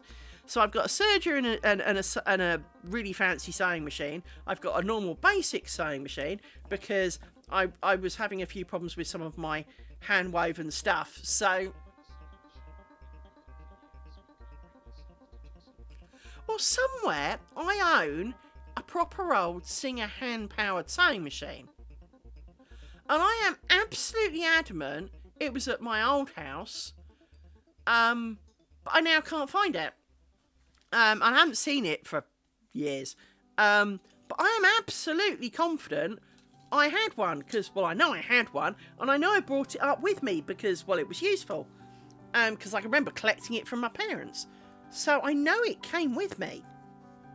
But I can't find it. Hence, I bought an electric one. But then when it was a bit too shit for my hand weaving stuff, because to be fair, it is really thick. And it kept getting stuck and it was breaking needles left, right and centre. And so I decided to get a bit more expensive one that everyone else, one that people were kind of going, hey, this is brilliant, it'll do everything. So I did. And that cost me an arm and a leg. But, yeah, I've got kind of some of everything. I really do. Because my sewing machine does embroidery as well. But I suck at that. So I don't do much of that. But I originally envisaged kind of doing some embroidery, initials and monograms on the edge of my hand weaving, but I couldn't even get it to do it properly outside that, so I didn't really. I did a bit. I can occasionally make it do things. So I do. I've got a handful of inkle looms to make belts and straps and things. I've got an entire blanket box full of contraptions and gadgets and things and threads and yeah, I had time.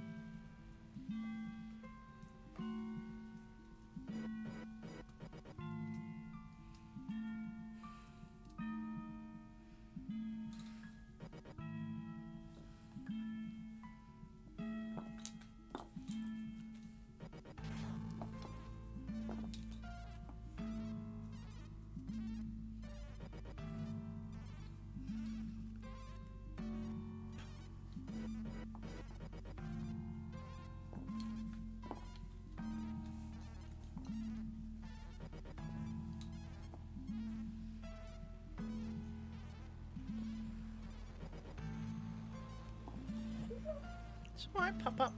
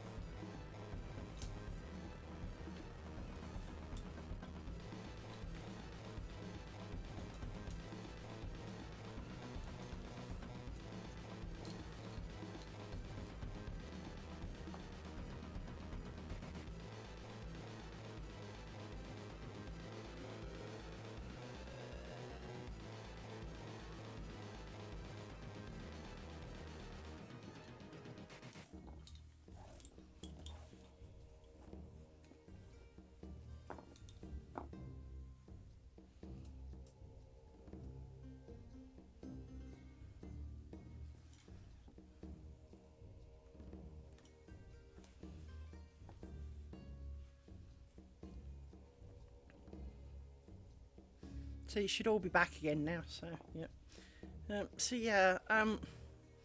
Crafting is a lot of fun, and it's good for your mental health. It is good to start with a pile of bits and create something, especially in my mind, something that has a practical use.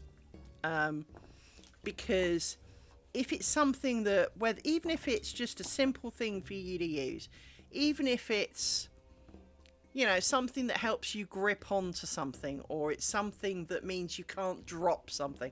So you make a loop and that you attach to your phone so you can't drop it. There are so many things that you can make that are useful. And to be honest, lace making is never useful. Lace making is not something, frankly, that has a great deal of use. It is really a decoration thing. It's a bit like, while paintings break up a wall, they're only ever a painting on the wall. They're not exactly going to make your day better. I mean, you might smile at it, but they're not going to make you a cup of tea. They're not going to cure the common cold. They're not going to help you do something faster. They're not going to, it's just not a thing. But if you can make something that is useful in any way, then it is actually quite uplifting, because, in this case, you take a thing of cotton, you wind it a lot round some bobbins, you twisty, pinny, and you have a thing. If you knit and crochet, you poke, wrap and pull a lot, and out comes blankets, hats and scarves and gloves and all those kinds of things. If you weave, you make a crap load of cloth, and then you wonder what you're going to do with it. And the answer to that is tea towels. I worked out it's over 200 tea towels. This is whereas when it comes to crochet, my default reaction when getting fancy yarn is, I'll make a blanket. When it comes to weaving, my default answer is, I'll make a tea towel. Oh, that's an interesting technique. I'll make a tea towel. And that is a thing. Believe me, it really is a thing. And so with a lot of these things is you find a thing that you really enjoy doing. And even in some ways, as anyone who does forms of crafting will happily vouch, we might sit and curse like navvies while we do it. We will swear at it and want to, toss it in the fire and, or off a bridge on a short journey somewhere, or, throw it overboard at sea or something, because it's winding us up. But come the end of it, we're pleased with what we've done. We also see every single error. Now, not necessarily immediately, because that's too easy. Take a photo, stick it on the internet. There they are. Every single one of them goes, hello. Yeah, that's definitely a thing. The quickest way to find your mistakes, post it on the internet. Look, there they are. But somehow we can still be proud of it, because we achieved that. We did that. And I think as an adult, while we pick things up quicker,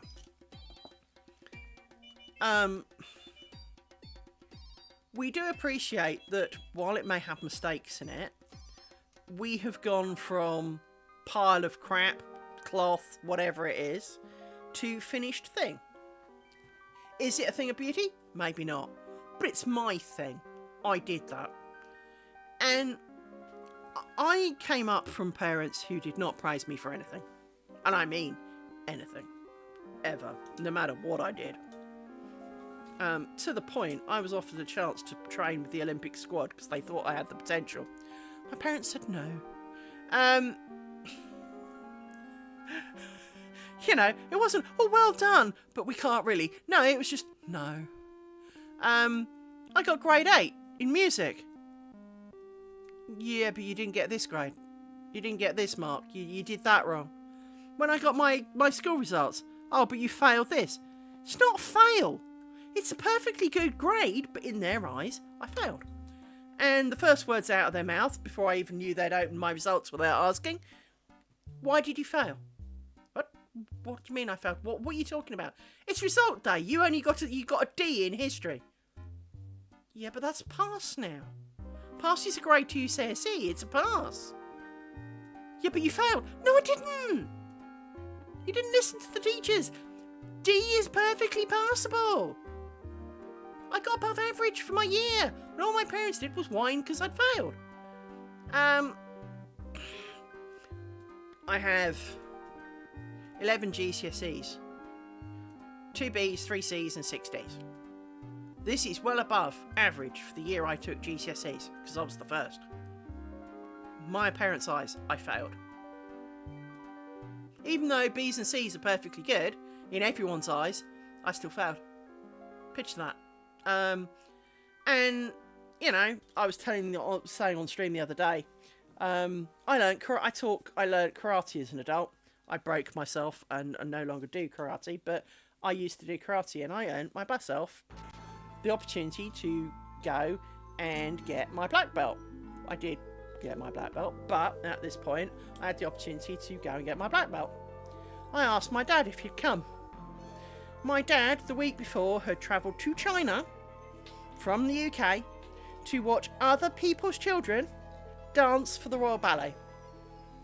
He wouldn't come to Birmingham from London to watch me grade his only relative. Needless to say, bitter and twisted. But that's exactly how my parents worked. My parents were not proud that I had achieved potentially my black belt in karate through my own choice and volition and effort. They weren't. He wasn't pleased. Even when I got it. Well, we don't actually do that, but yes. Actually, one of the things that is really, really funny as a karate person is you are told that shout is kiai. So nearly every child goes, kiai! What, you're shouting shout? Do you know how stupid that sounds? Would you stand there and go, shout? But they do. But it is quite funny. Actually, one of the most amazing things about karate is when you do karate, bear in mind, I am not a skinny individual. And I was not a skinny individual when I started karate. I briefly became a skinny individual, but then when I broke myself, I became a budgier individual again because I was not. My ability to eat far exceeded my ability to burn off. I can still touch my toes. Moreover, if I sit with my feet flat on the, my legs flat on the floor and my feet upright, my feet, I can put my hands down till my feet come to my wrist. So this is all beyond the toes of my feet when doing it. Even now, I can't really breathe and do it, but I can still do it. I've seen children who cannot touch their toes. And I'm talking children of 7 or 8 who cannot even reach their toes. Now, as an older person, it's a bit different. Some of us have, been around a bit, changed a few bits. I've certainly got plenty of scars to prove it. I mean, I can still do that, and I've got a 15-inch scar all the way down my stomach when they sliced me open. I've got an 8-inch, 9-inch scar on my hip when that had to be rebuilt. So, I have reasons that I shouldn't be able to, and I can. And then you go along and you watch these kids and they can barely reach past their knees. I can almost reach my knees standing up. And they go, oh, it really hurts. Dude! Now, I used to be a gymnast, obviously, otherwise I wouldn't have been able to qualify to go and train with the Olympic squad. But we used to have grown adults, now, admittedly this is now shunned, but we used to have, as children, grown adults leap in the air and land sitting on you while your legs are in a big V shape, so you're sitting there with your legs kind of sticking out and your head poking up, and you kind of reach forward as far as you can so your legs are as far apart as they can, and they would to flatten you on the floor. And then they would stay sitting there so you can't exactly, bounce down and get up again. I'm talking fully grown male adults. And these kids are bitching they can't even touch their toes? How do they sit down?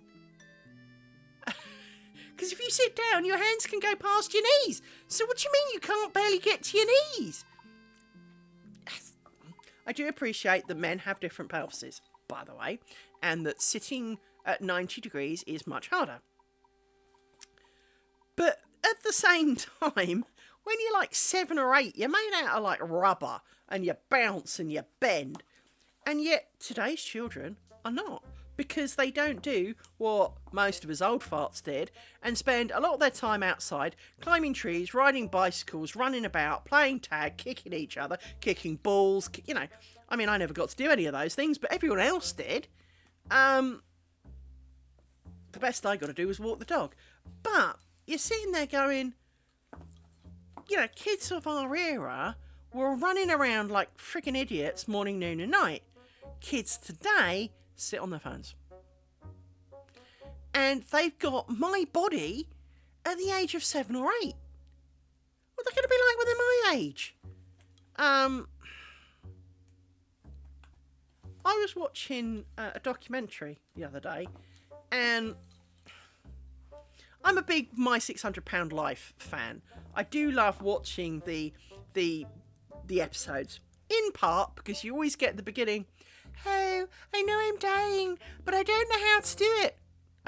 As it sits down and eats, 12 large pizzas and 3 bagfuls of McDonald's, and you're going, try cutting down by even a bagful. I mean, it's, no, I can't possibly do it.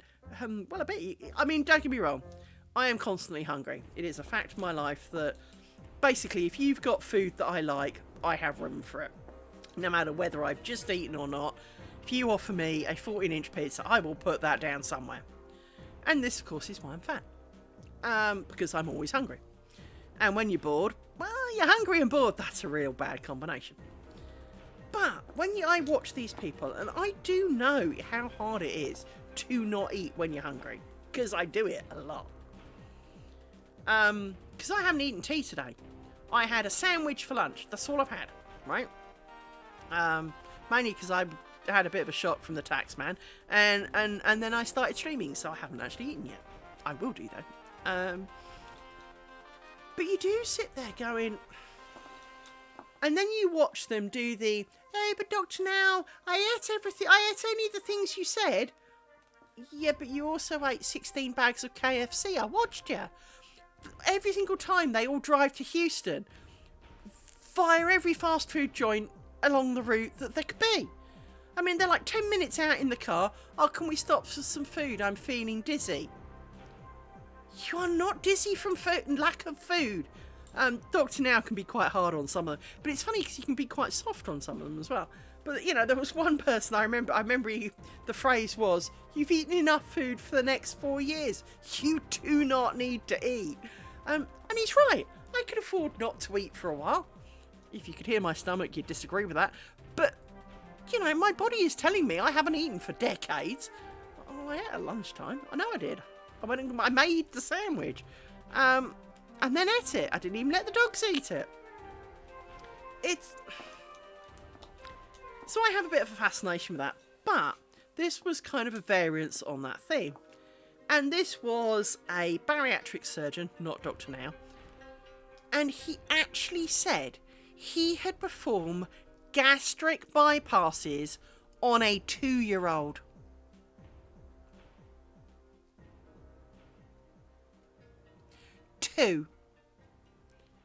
How can it be so medically necessary? Well, I mean, I'm not going to say... Exactly. I mean, and he was advocating that 4-year-olds and up should be common. Now, I'm not saying that they're not fat, because some of them are. But it doesn't mean you need to do surgery. It means you need to kick them out the house and stop feeding them food. And teach them control. Because they don't need to be fat. A lot of it is the types of food that are convenient. And I am just as guilty as the next person. I don't overly like vegetables, I don't overly like fruit, and I don't overly like fish. So they are less common on my diet. Well, then think about that. I eat a lot of meat, pizza, pasta, a couple of vegetables, so basically I eat carrots, sweet corn and potatoes, I do like a parsnip on occasions, and even a bit of turnip has been known. I do turnips and swede and stuff in a stew, but don't give me them on my plate as a piece of food. But you sit there and go, you can make really nice food that is low calorie. So stews are a really great answer to that. I love a good stew, and I've got the bits in my cupboard to make me a stew. And I've got an Instant Pot, which is the most glorious thing in the history of the world. If you do not have one, you are so missing out. It's an electric pressure cooker, but it also can do a few other things. But it's an electric pressure cooker, and to make the most glorious stew that tastes like it's been on the stove for like 16 hours, and it's all the meat's crumbled, almost disappeared in the gravy and all of that, you pressure cook it for like 15 minutes. Then you chuck the veg, so you cook them, put the meat and some stock in the pressure cooker, cook the crap out of it for 16 minutes after you, of course you sear it first. You don't just put it in raw, right? But you chuck it in, 16 minutes on pressure cook. Then when it boils down, you open the lid, you throw in your vegetables, and you cook it for about another 5 minutes on pressure cooker. You will now have some of the best stew you ever made, and it's about 25 minutes. So I could do it now, and I would have it before 11 o'clock, right?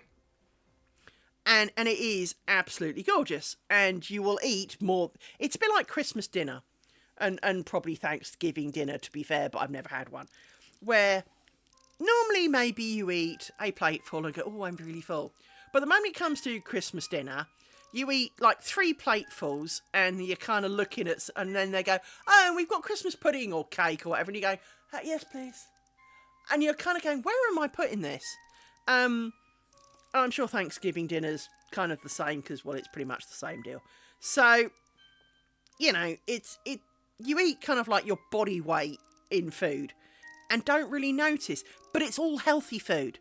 It's all meat and vegetables, and not, you know, pizza and cake. Well, I mean, there is pudding, but you know what I mean. It's not junk food. It's proper food. And yet you eat your body weight in it. You thoroughly enjoy it. And stew kind of comes into that. I make phenomenal stew. Sorry, but I really do. To the point, my ex-husband gets moody when I talk of the word stew and haven't given him some. It gets expensive to feed him stew. But it is, you know, I make a glorious stew. And, you know, and so I can eat perfectly healthy, but I also really like junk food. I really do. Well, exactly. And yet you eat your body weight in food at Christmas, and chances are you do put on a bit of weight. But it's not usually from the 16 plates of Christmas dinner you had. It will be from the eating 6 tins of Quality Street. It will be from eating your body weight in biscuits, cookies, whatever. It will be, you know, trying to consume your body weight in chocolate. It's not from the 3rd or 4th helping of Christmas dinner, Thanksgiving dinner, whatever. Oh, easy. And you see, this is the other thing. This is the problem. When you look at some of the portions that they write on these things, oh, easily done. I don't even pretend. I only ever start with half a cake.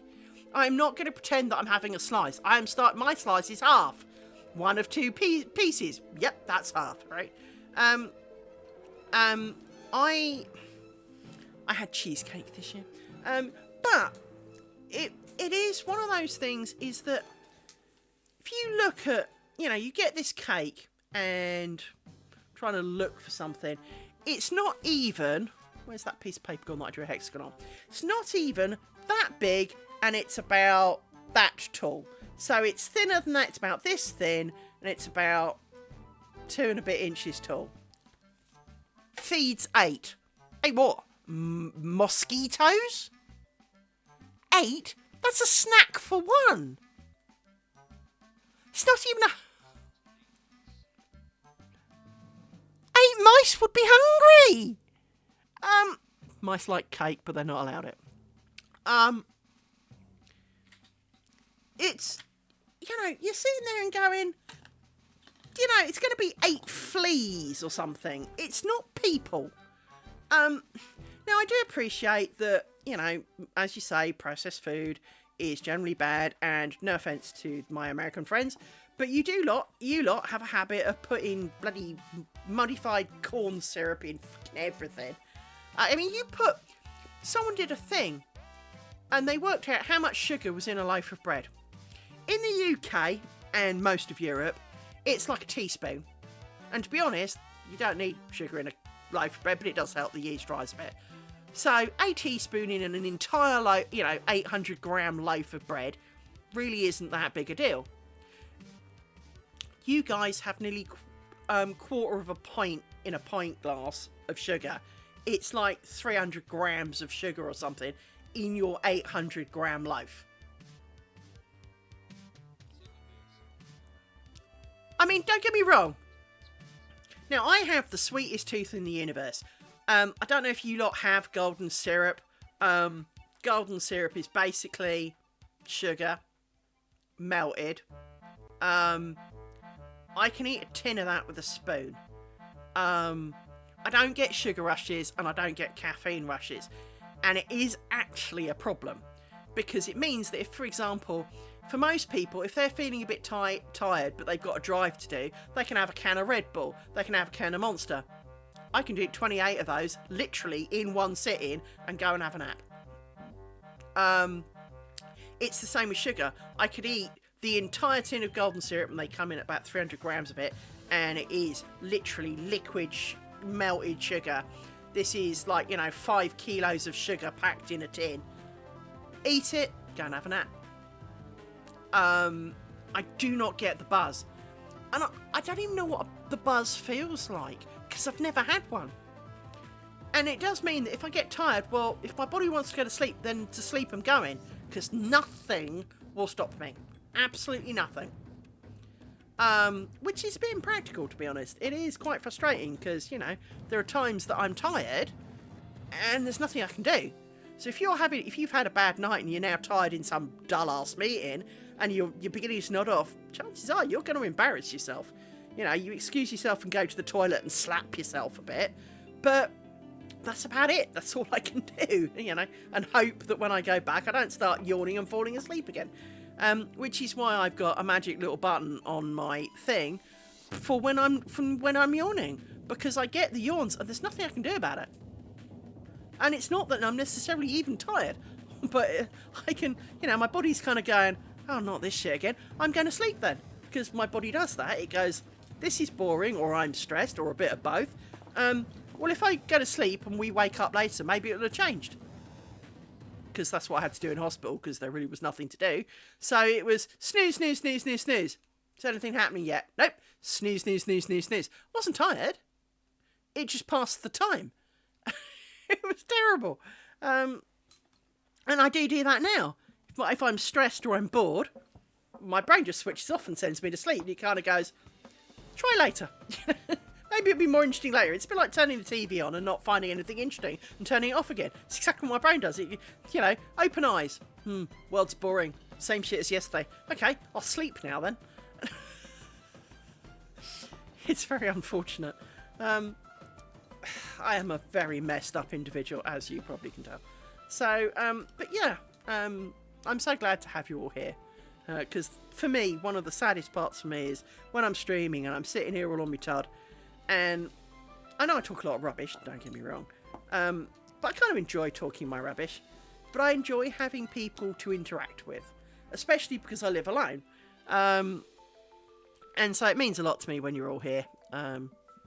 So, yes, I am very grateful when you're here. Well, funnily enough, most people do, because most of it is usually silly stories. And while they are arguably personal about myself, they are things I clearly don't mind sharing, or I wouldn't say them. I mean, for example, I'm happy to tell people about how I got my scar. I joke about things. I joke about the things that are really quite morbid, because, well, why not?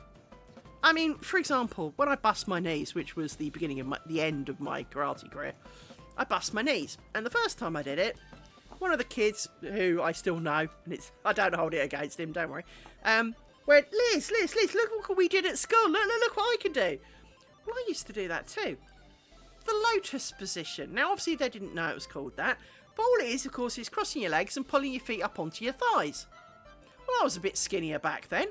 And I used to do it a lot as a kid. And I'm still pretty flexible, so why not? So I sat down, gave it a go. My knee went pop. Now my joints crack all the time, so I really didn't think too much about it. I won't demonstrate because there are people who are very sensitive to that noise. But I can assure you that I can pop an awful lot of joints. And some that you really would be quite surprised about. I can pop my pelvis. But, you know, anyways, my knee went pop, didn't think too much of it, did the rest of the karate class. But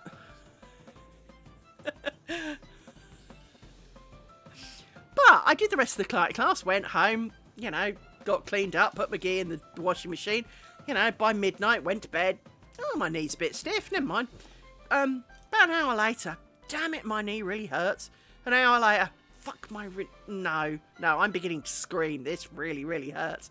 So, I drive. Bear in mind, this is... Let me check. This is accelerator foot, so it's my right foot. So I drive myself to A&E, because, well, there's no one else in the house to take me. And I sit in A&E like a complete spanner. And... You know, they asked me what happened, and I said, well, you know, I'm too old and fat to do the lotus position, apparently. And they really thought I had broken my leg. So they sent me off to X-ray. Quite a few hours later, it was about 3 hours later, I went to X-ray. No, you've not broken it. You must have torn some ligaments. Okay. Whatevs. Oh, hang on, I want to watch something. Hang on. Where's my window gone? There it is. Come on. So what's this monkey do thing? Anyway.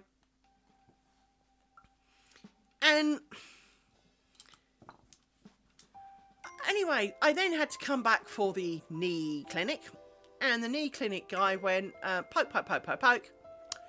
You have torn your outside ligament on your knee. And I went, really? Okay. That's right. Co-worker alerts. Hang on.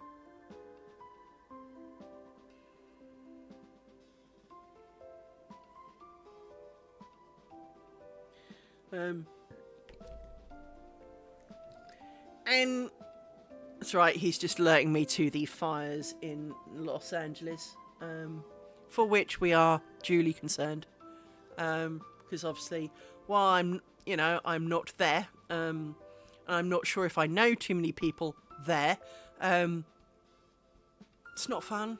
You know, if they've lost 1,000 people, that's really is quite sad.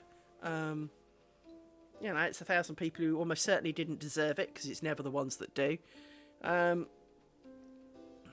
Quick warning, much as I am not generally political, I am vehemently against war. I'm not against the disagreements. I'm just vehemently against that the two people who are at war with each other are the only two people who will never die from it. Everybody else will die from it. So I am against war on the principle of, if you want to go to war, lead the way.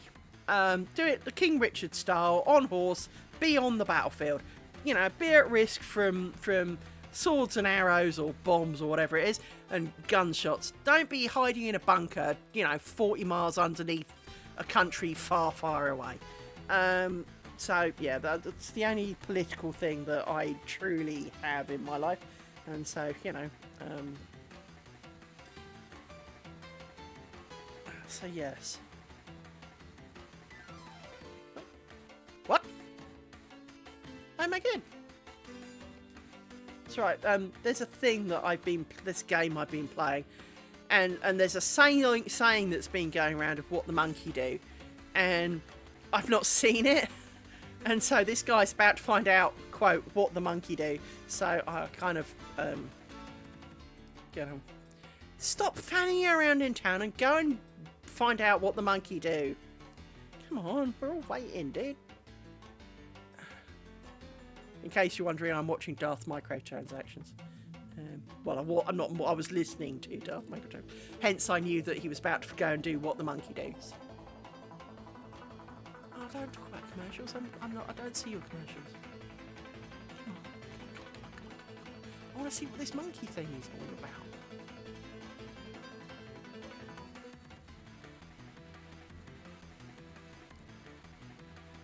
Oh!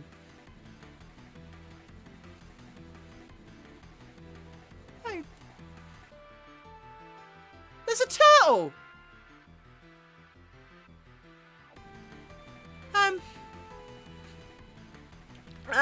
Okay, sorry.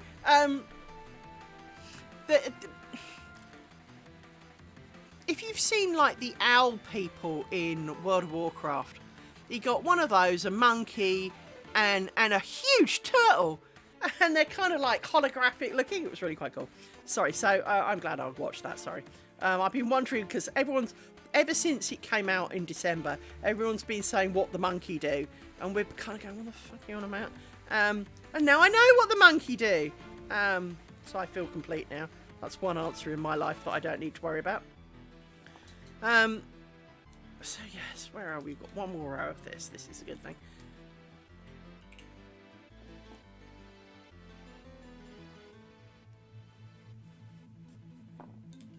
So yes.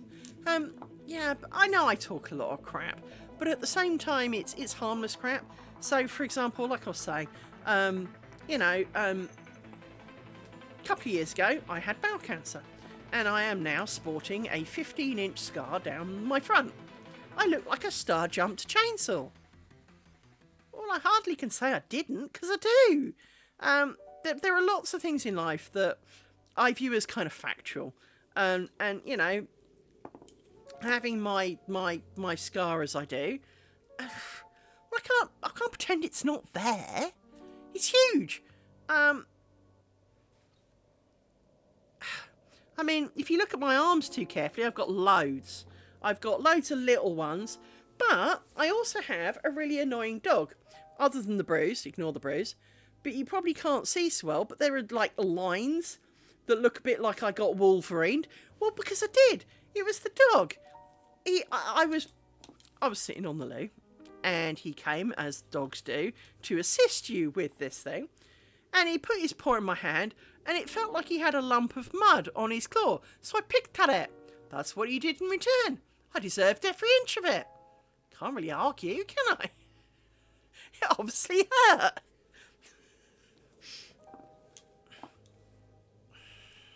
So yeah, I am slightly insane, but it's all harmless. And of course I refer to my brain as another person, because brain has stupid ideas, such as, let's make a net curtain. I want to do lace making when I hadn't done it for like 40 years. You know, my brain woke up one day, good 20 years ago. I want to crochet. I'd never crocheted in my life. I never knew anyone who had. Where did that come from? But I woke up one Saturday with a huge, desperate need. So I bought a crochet hook and some thread and went for it. And I didn't look back. But I will have to say to my brain, if it wakes up with this desperate need, it is usually right. I do enjoy it. It's very rare that I don't. But by the way, it turned out I hadn't ripped all the ligaments on my knee. Even though they did an MRI, and the guy showed me an MRI and went, look, here it is all curled up. And I believed him. We got as far as the operating theatre table. And he changed his mind due to the fact that I'd epilated my legs before, because he'd said to me I'd be in a full body cast, and I didn't really want all those leg hairs itching away under there, so I stripped them off. And he thought it was a rash, because they didn't tell me I wasn't supposed to, but they were supposed to tell me I wasn't supposed to. Anyway, when I came to, I realised he had not done said operation, and I was a little bit put out. And he turned up with his coat and hat in his hand and said, yeah, well, the rash. And I went, it's not a rash. And he went, ask this lot if they've ever waxed or epilated their legs. You get little spots. It's not a rash. Oh, well, I didn't know that. Well, you could have asked when you drew on my leg. Oh, I didn't see them. Well, they were there. More for you for not paying attention. So I left the hospital in a fit of rage, having not had the operation and being somewhat paranoid of operations. I call it healthy. And phoned my dad and went, Dad, I need to see your leg guy. And my dad went, yep, okay, I'll ring him. Right, be in London for tomorrow morning. I was in London for tomorrow morning, and I managed to get hold of a copy of my CT to take with me. And it was kind of interesting because obviously I got given the CD before, so I had a look at it. And I know that CD was mine. I can promise you without a shadow of a doubt that CD was definitely mine. I had a car accident and it's the same leg.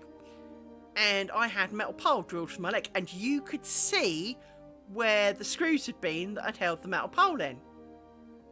So that was definitely my leg. The picture the previous guy showed me wasn't there. There was no such thing, yet he was allegedly looking at my notes. He looked at someone else's. So it was just as well he didn't do the operation, because the next, this new dude took a look at my CD, poked my leg a bit, peeled me off the ceiling, poked my leg a bit more, and went, if you'd had that operation, because they were going to cut out a bit from one side of my leg to make a new bit for the other side of my leg, and then put me in a full body cast for a few weeks, and after a number of weeks I would have to learn to walk again. He said, that was totally the wrong operation for you. Even if you had done what he said, that was not the right operation for you. And I kind of looked at him and he went, I'm off to Marbella for a week. He spends a lot of time in Marbella. He is partly retired. I can do it on, Halloween. Yeah, okay. See you then. So I turned up on Halloween, and he poked and prodded. It took him a couple of hours. He made two little kind of eye holes to go with my smiley face from when I had where I have the screw holes. So now my knee looks like a smiley face. It's got two eyes, a big nose, and a little kissy smiley face at the thing at the bum. And I woke up, and he said, well, and I was barely awake, and he kind of went, how's your leg? And I went, I don't know, I haven't stood up yet. So he said, well, stand up then. So I stood up, and I could kick my leg, I could jump up and down, and I went, it's great. And he went, well, you won't be doing that again in a hurry, because you need to give it a rest. But, yeah, that's fine. I still had all my ligaments. They were doing a perfectly good job. What I'd done is fracture off a piece of cartilage, and it was floating around my knee, and he'd hoiked it out. And my original problem was then, well, what would the original doctor have done? If he'd got me in on his operating theatre table and you've sliced the side of the leg open to have a look to see what you need and discover you don't actually need to do that, do you honestly believe he wouldn't just kind of go, Nick, now I do? Because how would anyone know? I mean, it's all red and squishy in there. How would anyone know? And with that thought, I could not leave it alone. So I went back to the original hospital because, of course, A, he'd put me through a lot of trauma. B, he'd diagnosed the wrong thing. Well, exactly. And so, because there would have been a big bill, there would have been rehab and bollocks to go with it. Now, admittedly, in the UK, we don't have bills like the Americans have bills, but this was private. So although I wouldn't personally be paying for it, there would still have been a big bill. I can tell you that the cost of fixing my knee was £5,500. And that would included a bed for the night. The anaesthetist was £2,500. The man who did the operation was £250. And, a couple of bits and some anaesthetic and all the rest of it. It was £5,500. If I'd had the original one, I dread to think. That would have been tens and tens of thousands of pounds. Because it was going to be a 6-hour operation. That's not cheap.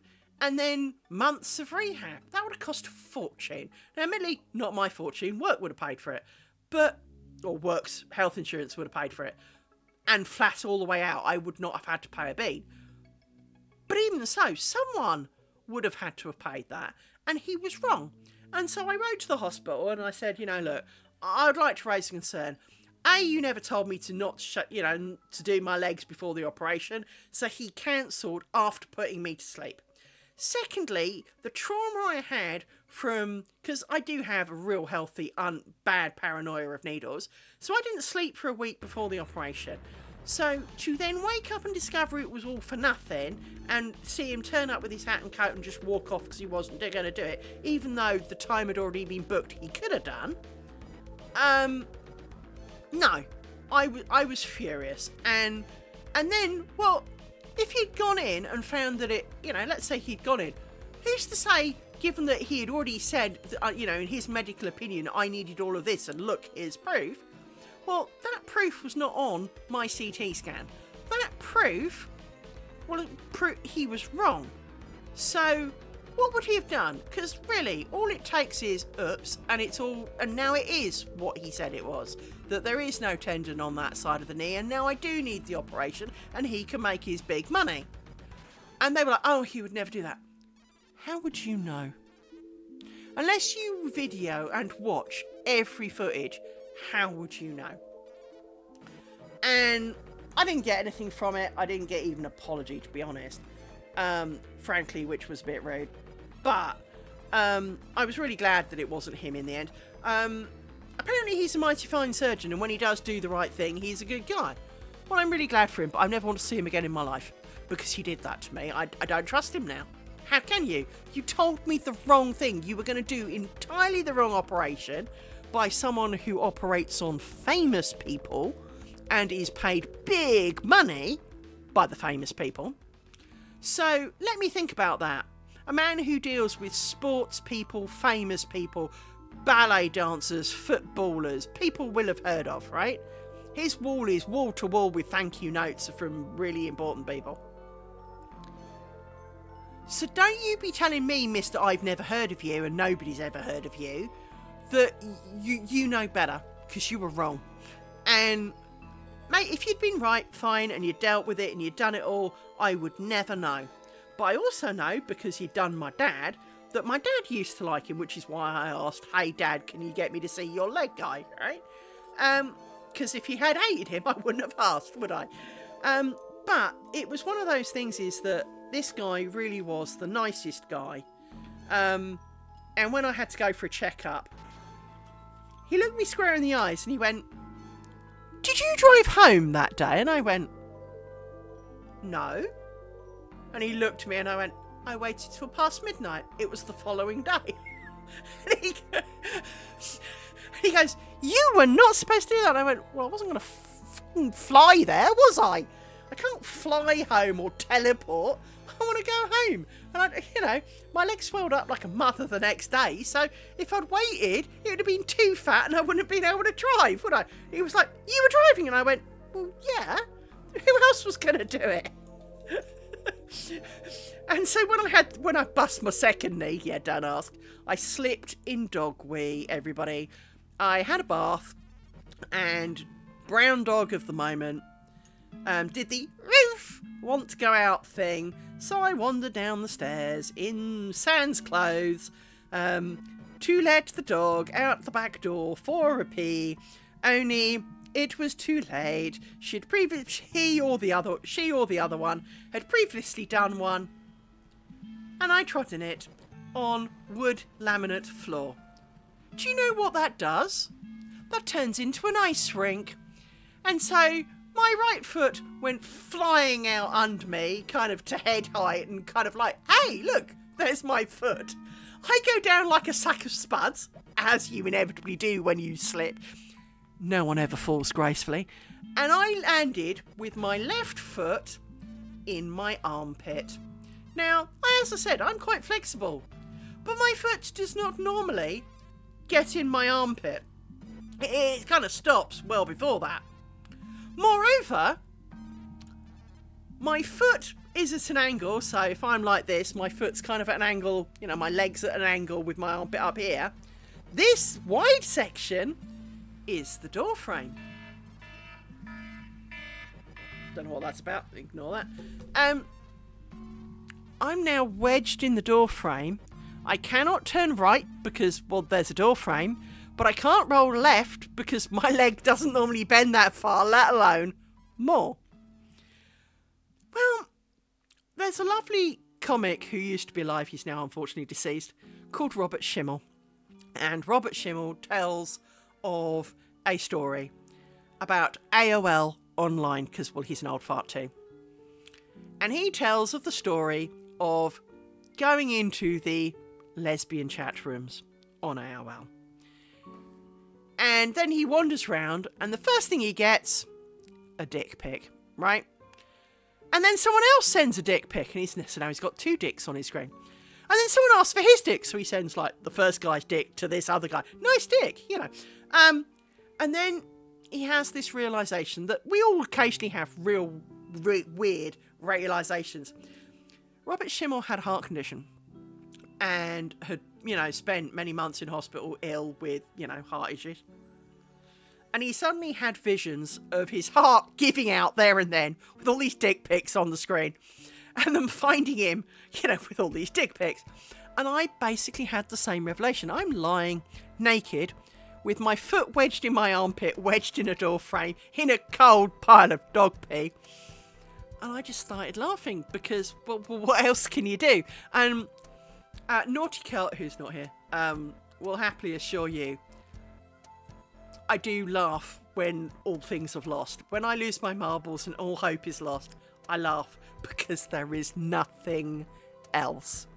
And so I'm lying there laughing because I'm picturing that in a couple of weeks, when someone realises I haven't been at work for a while and, they've tried ringing and someone finally works out to get my address and come and see me, that they break in through the back gate, look through the patio door, because of course I am like 6 feet from the patio door, and see me, hoo-ha to the front, so they would have had a full view up, right?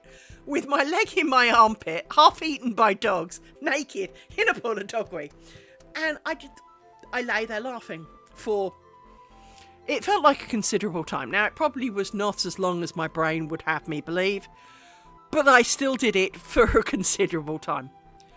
After a while, because I am a gymnast and like I explained with the stretching, you get used to pain, and you actually do get used to pain. So once the initial blindness of pain had gone down to a dull roar, I managed to use my hands and move me a bit out of the door frame so that I had because obviously I'm a V shape, so I'd managed to pull myself back a bit, which allowed me to turn a little bit, which allowed my foot to come out of my armpit, eventually. And then, of course, there was a bit more screaming, because, of course, that now really, really hurt too. Again. Then crawl up the stairs to get my phone to call a friend, because this was Clutchfoot and I have a manual car. So I cannot drive myself to A&E. Now, I could have called an ambulance, and they probably would have laughed. And I did ask when I was there, and they said, yeah, you'd have waited 4 or 5 hours for that. So my friend did eventually she got there. It took about 40 minutes, but eventually she turned up. And I'd got some clothes on. I won't say I was entirely decent, but I'd put, a baggy pair of trousers on and a top, so I wasn't, absolutely naked. And she helped me hop to hospital, because I still had the crutches from last time. So we hopped to hospital, and she took me there, and it was a long night. This time round, having been assured that it's probably something similar, I phoned the second knee guy, because I wasn't even going anywhere near the first knee guy. And we went down, he did an MRI, and he indeed said, yeah, you've pretty much done the same thing. Once again, of course, he was going on holiday, so I had to wait. And of course, this was Clutchfoot, so I had to hire an automatic car, in which I nearly killed myself a couple of times because I'd forgotten how to drive an automatic car. Because the one thing that's really annoying about automatic cars is they're only stationary while you're pressing the brake.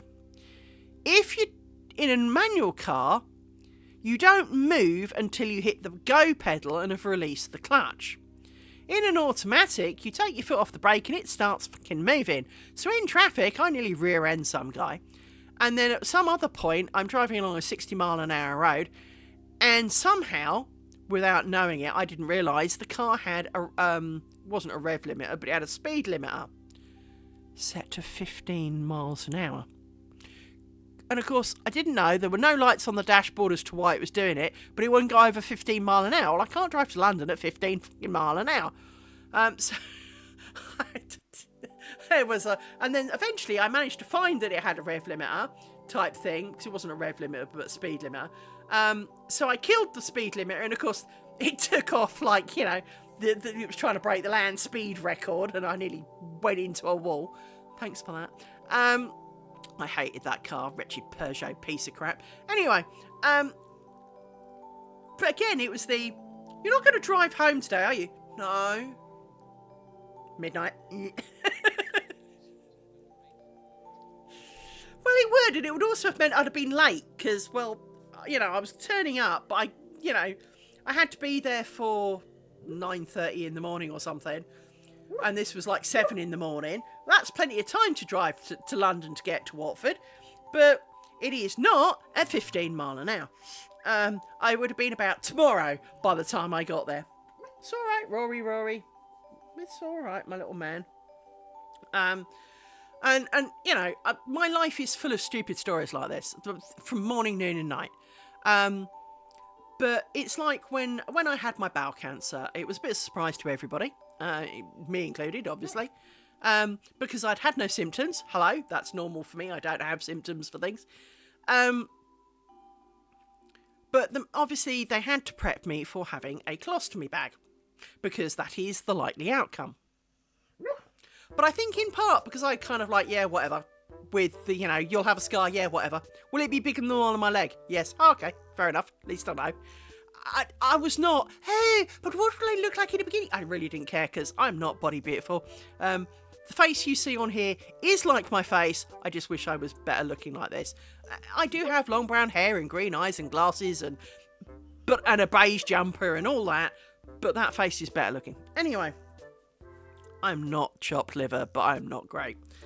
But I am not, so a couple of extra scars really didn't faze me. So I think, to be fair, the surgeon felt he had a lot more flexibility. He didn't have to be worried by it. So hence I have a 15-inch scar. I mean, don't get me wrong, it was bigger than I thought it was going to be. I was expecting, 9 inches or so. Not, because all he had to do was take out he actually took out a 4-inch section. Rory, little man. I don't know what you're dreaming about. Don't be worried. Stop being worried, little man. He only took out a 4-inch section.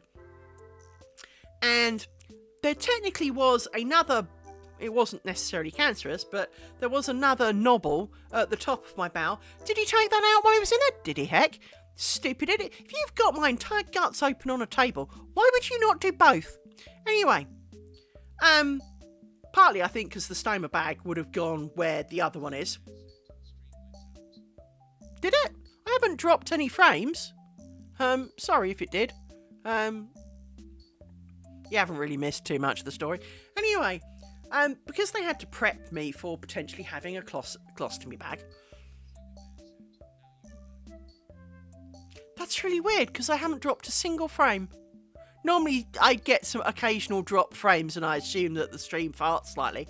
But anyway, I do apologise. So, in part of the pre-op stuff, they were explaining about how to care for a stoma bag and, all of these kind of things. And I have to say, it's not exactly. I mean, I'm cool with gross. I can talk about all manner of shit. It really doesn't faze me. But the idea of my kind of stomach being attached to the outside and kind of visible was a bit creepy, to be honest. And so I was not overly keen. But I won't say I upset the nurse, because I didn't. I made her laugh. But one thing that the stoma lady said to me before I had my surgery to prep me and advise me was, oh, for God's sake, ads, piss off. I'm going to snooze the ads. Hang on. Let me snooze the ads. We advise you eat a packet of crisps a day. And I went, fuck yeah! And she looked at me and I kind of went, sorry, was that not the right reaction? And she kind of went, you're the first person to cheer. And I went, you've just told me I have to eat a packet of crisps a day. I hate all good for me food. You've blessed my existence. This is the blessing from God to eat crisps. And she did find it truly funny because, she understood the not particularly liking fish, vegetables and the rest of it. But I'd never thought of it as, I've just been given carte blanche to eat like shit. Because, you can't eat roughage. You're not supposed to eat. The only thing that was on the bad side was you were not supposed to eat spicy food. I was not too keen on that. And she said, well, it's up to you. And I was thinking, I'd do it. I don't care what the outcome is. I'll do it.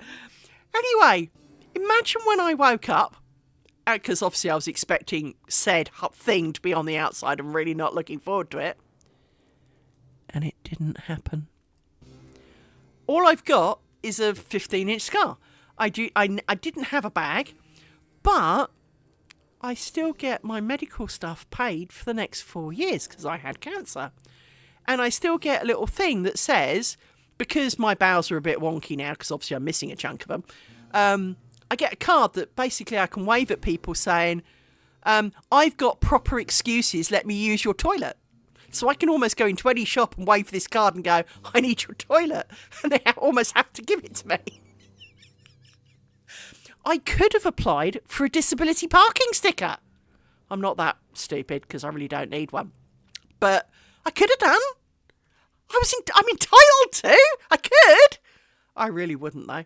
But it was one of those things. But when I woke up, and I was really practical because I joked because he said, "Oh, you'll be in for at least 10 days," and I went, "I doubt it."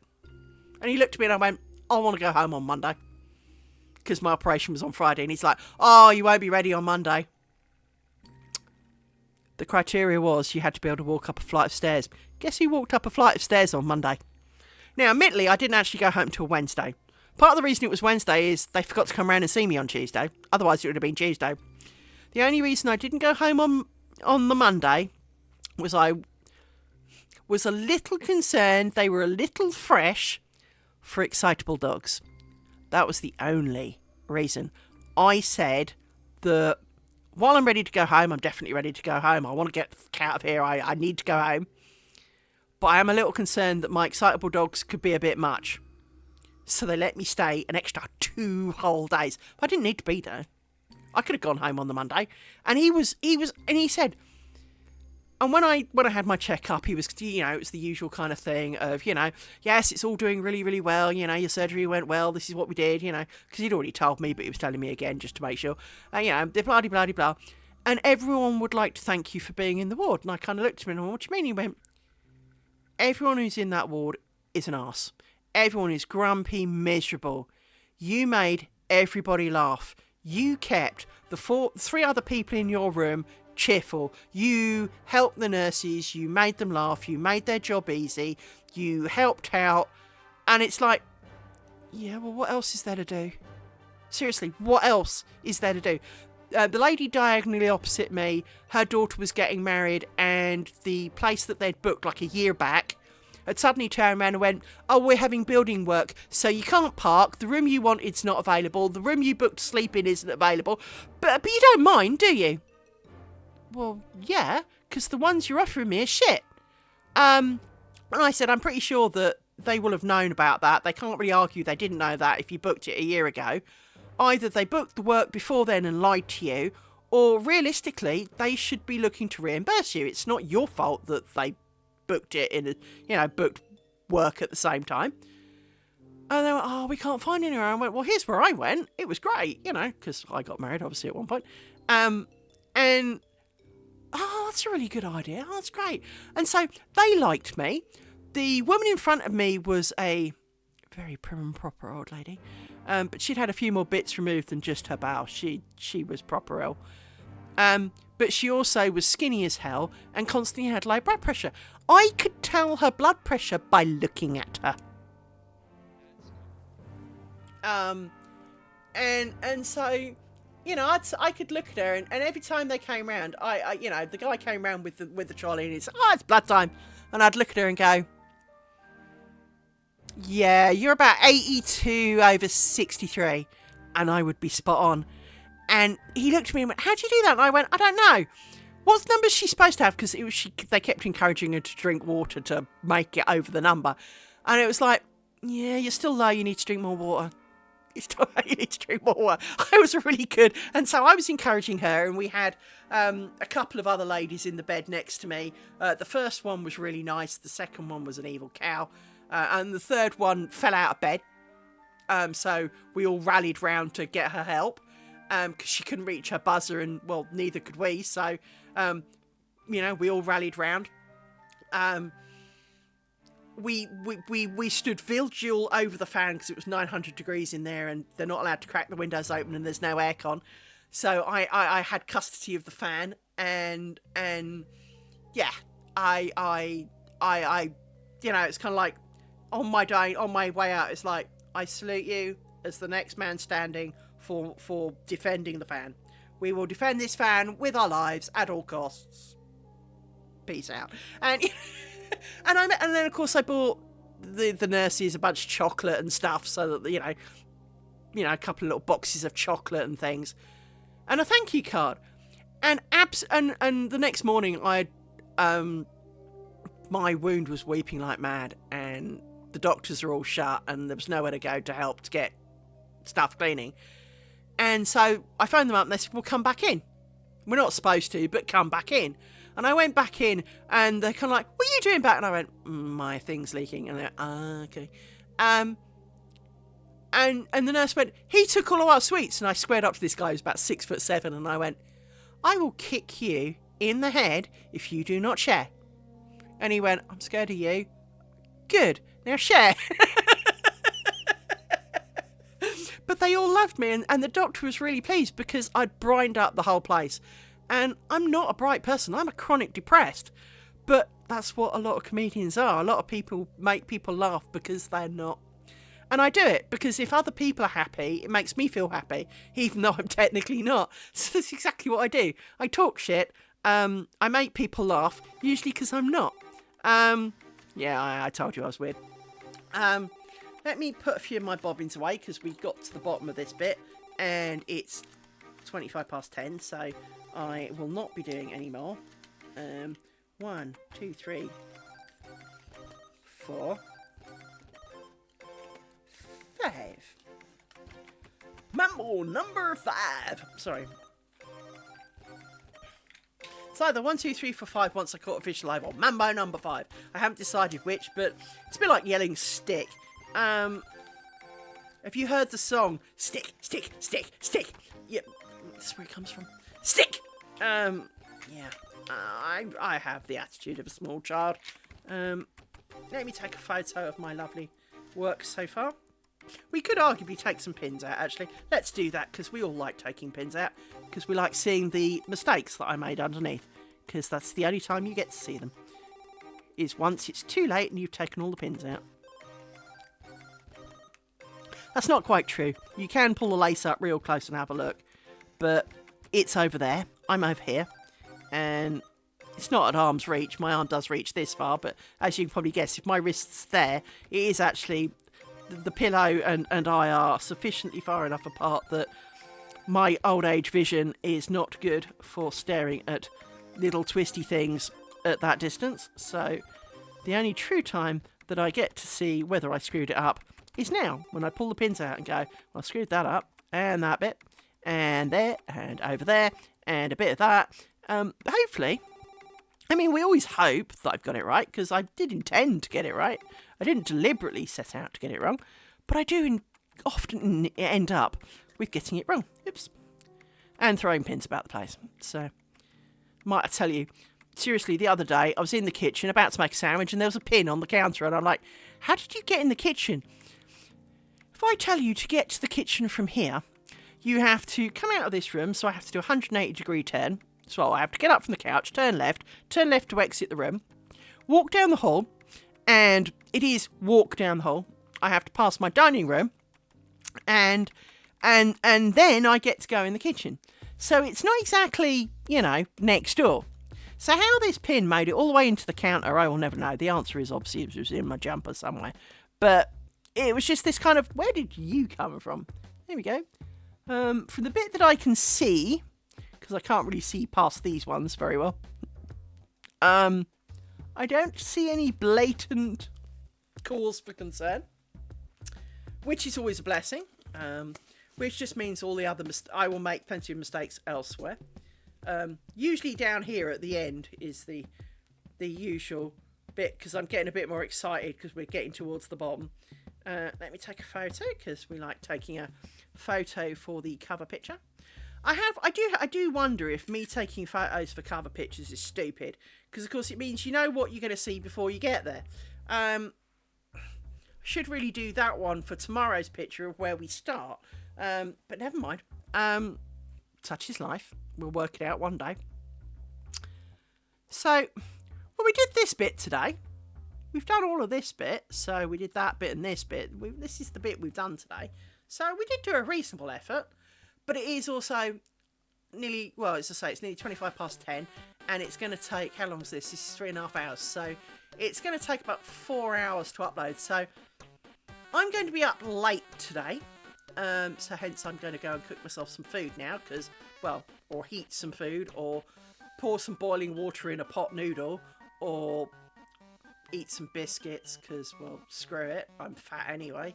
Because I've got biscuits. I ate those, didn't I? I've still got some biscuits. I've got some shortbread biscuits. I've got some crisps. Might eat some crisps. I wonder if I can do a crisp sandwich. I might do a crisp kind of burrito. Actually. Crisp burrito type thing. I've got some cracking salt and vinegar. Well, technically they're not potato, they're maize sticks. But I've got some salt and vinegar maize sticks that I'm really rather partial to. Secret fact, I'm actually allergic to salt and vinegar flavouring. But not in small quantities. You have to eat quite a lot. And when they go to hospital, they always ask you, what are you allergic to?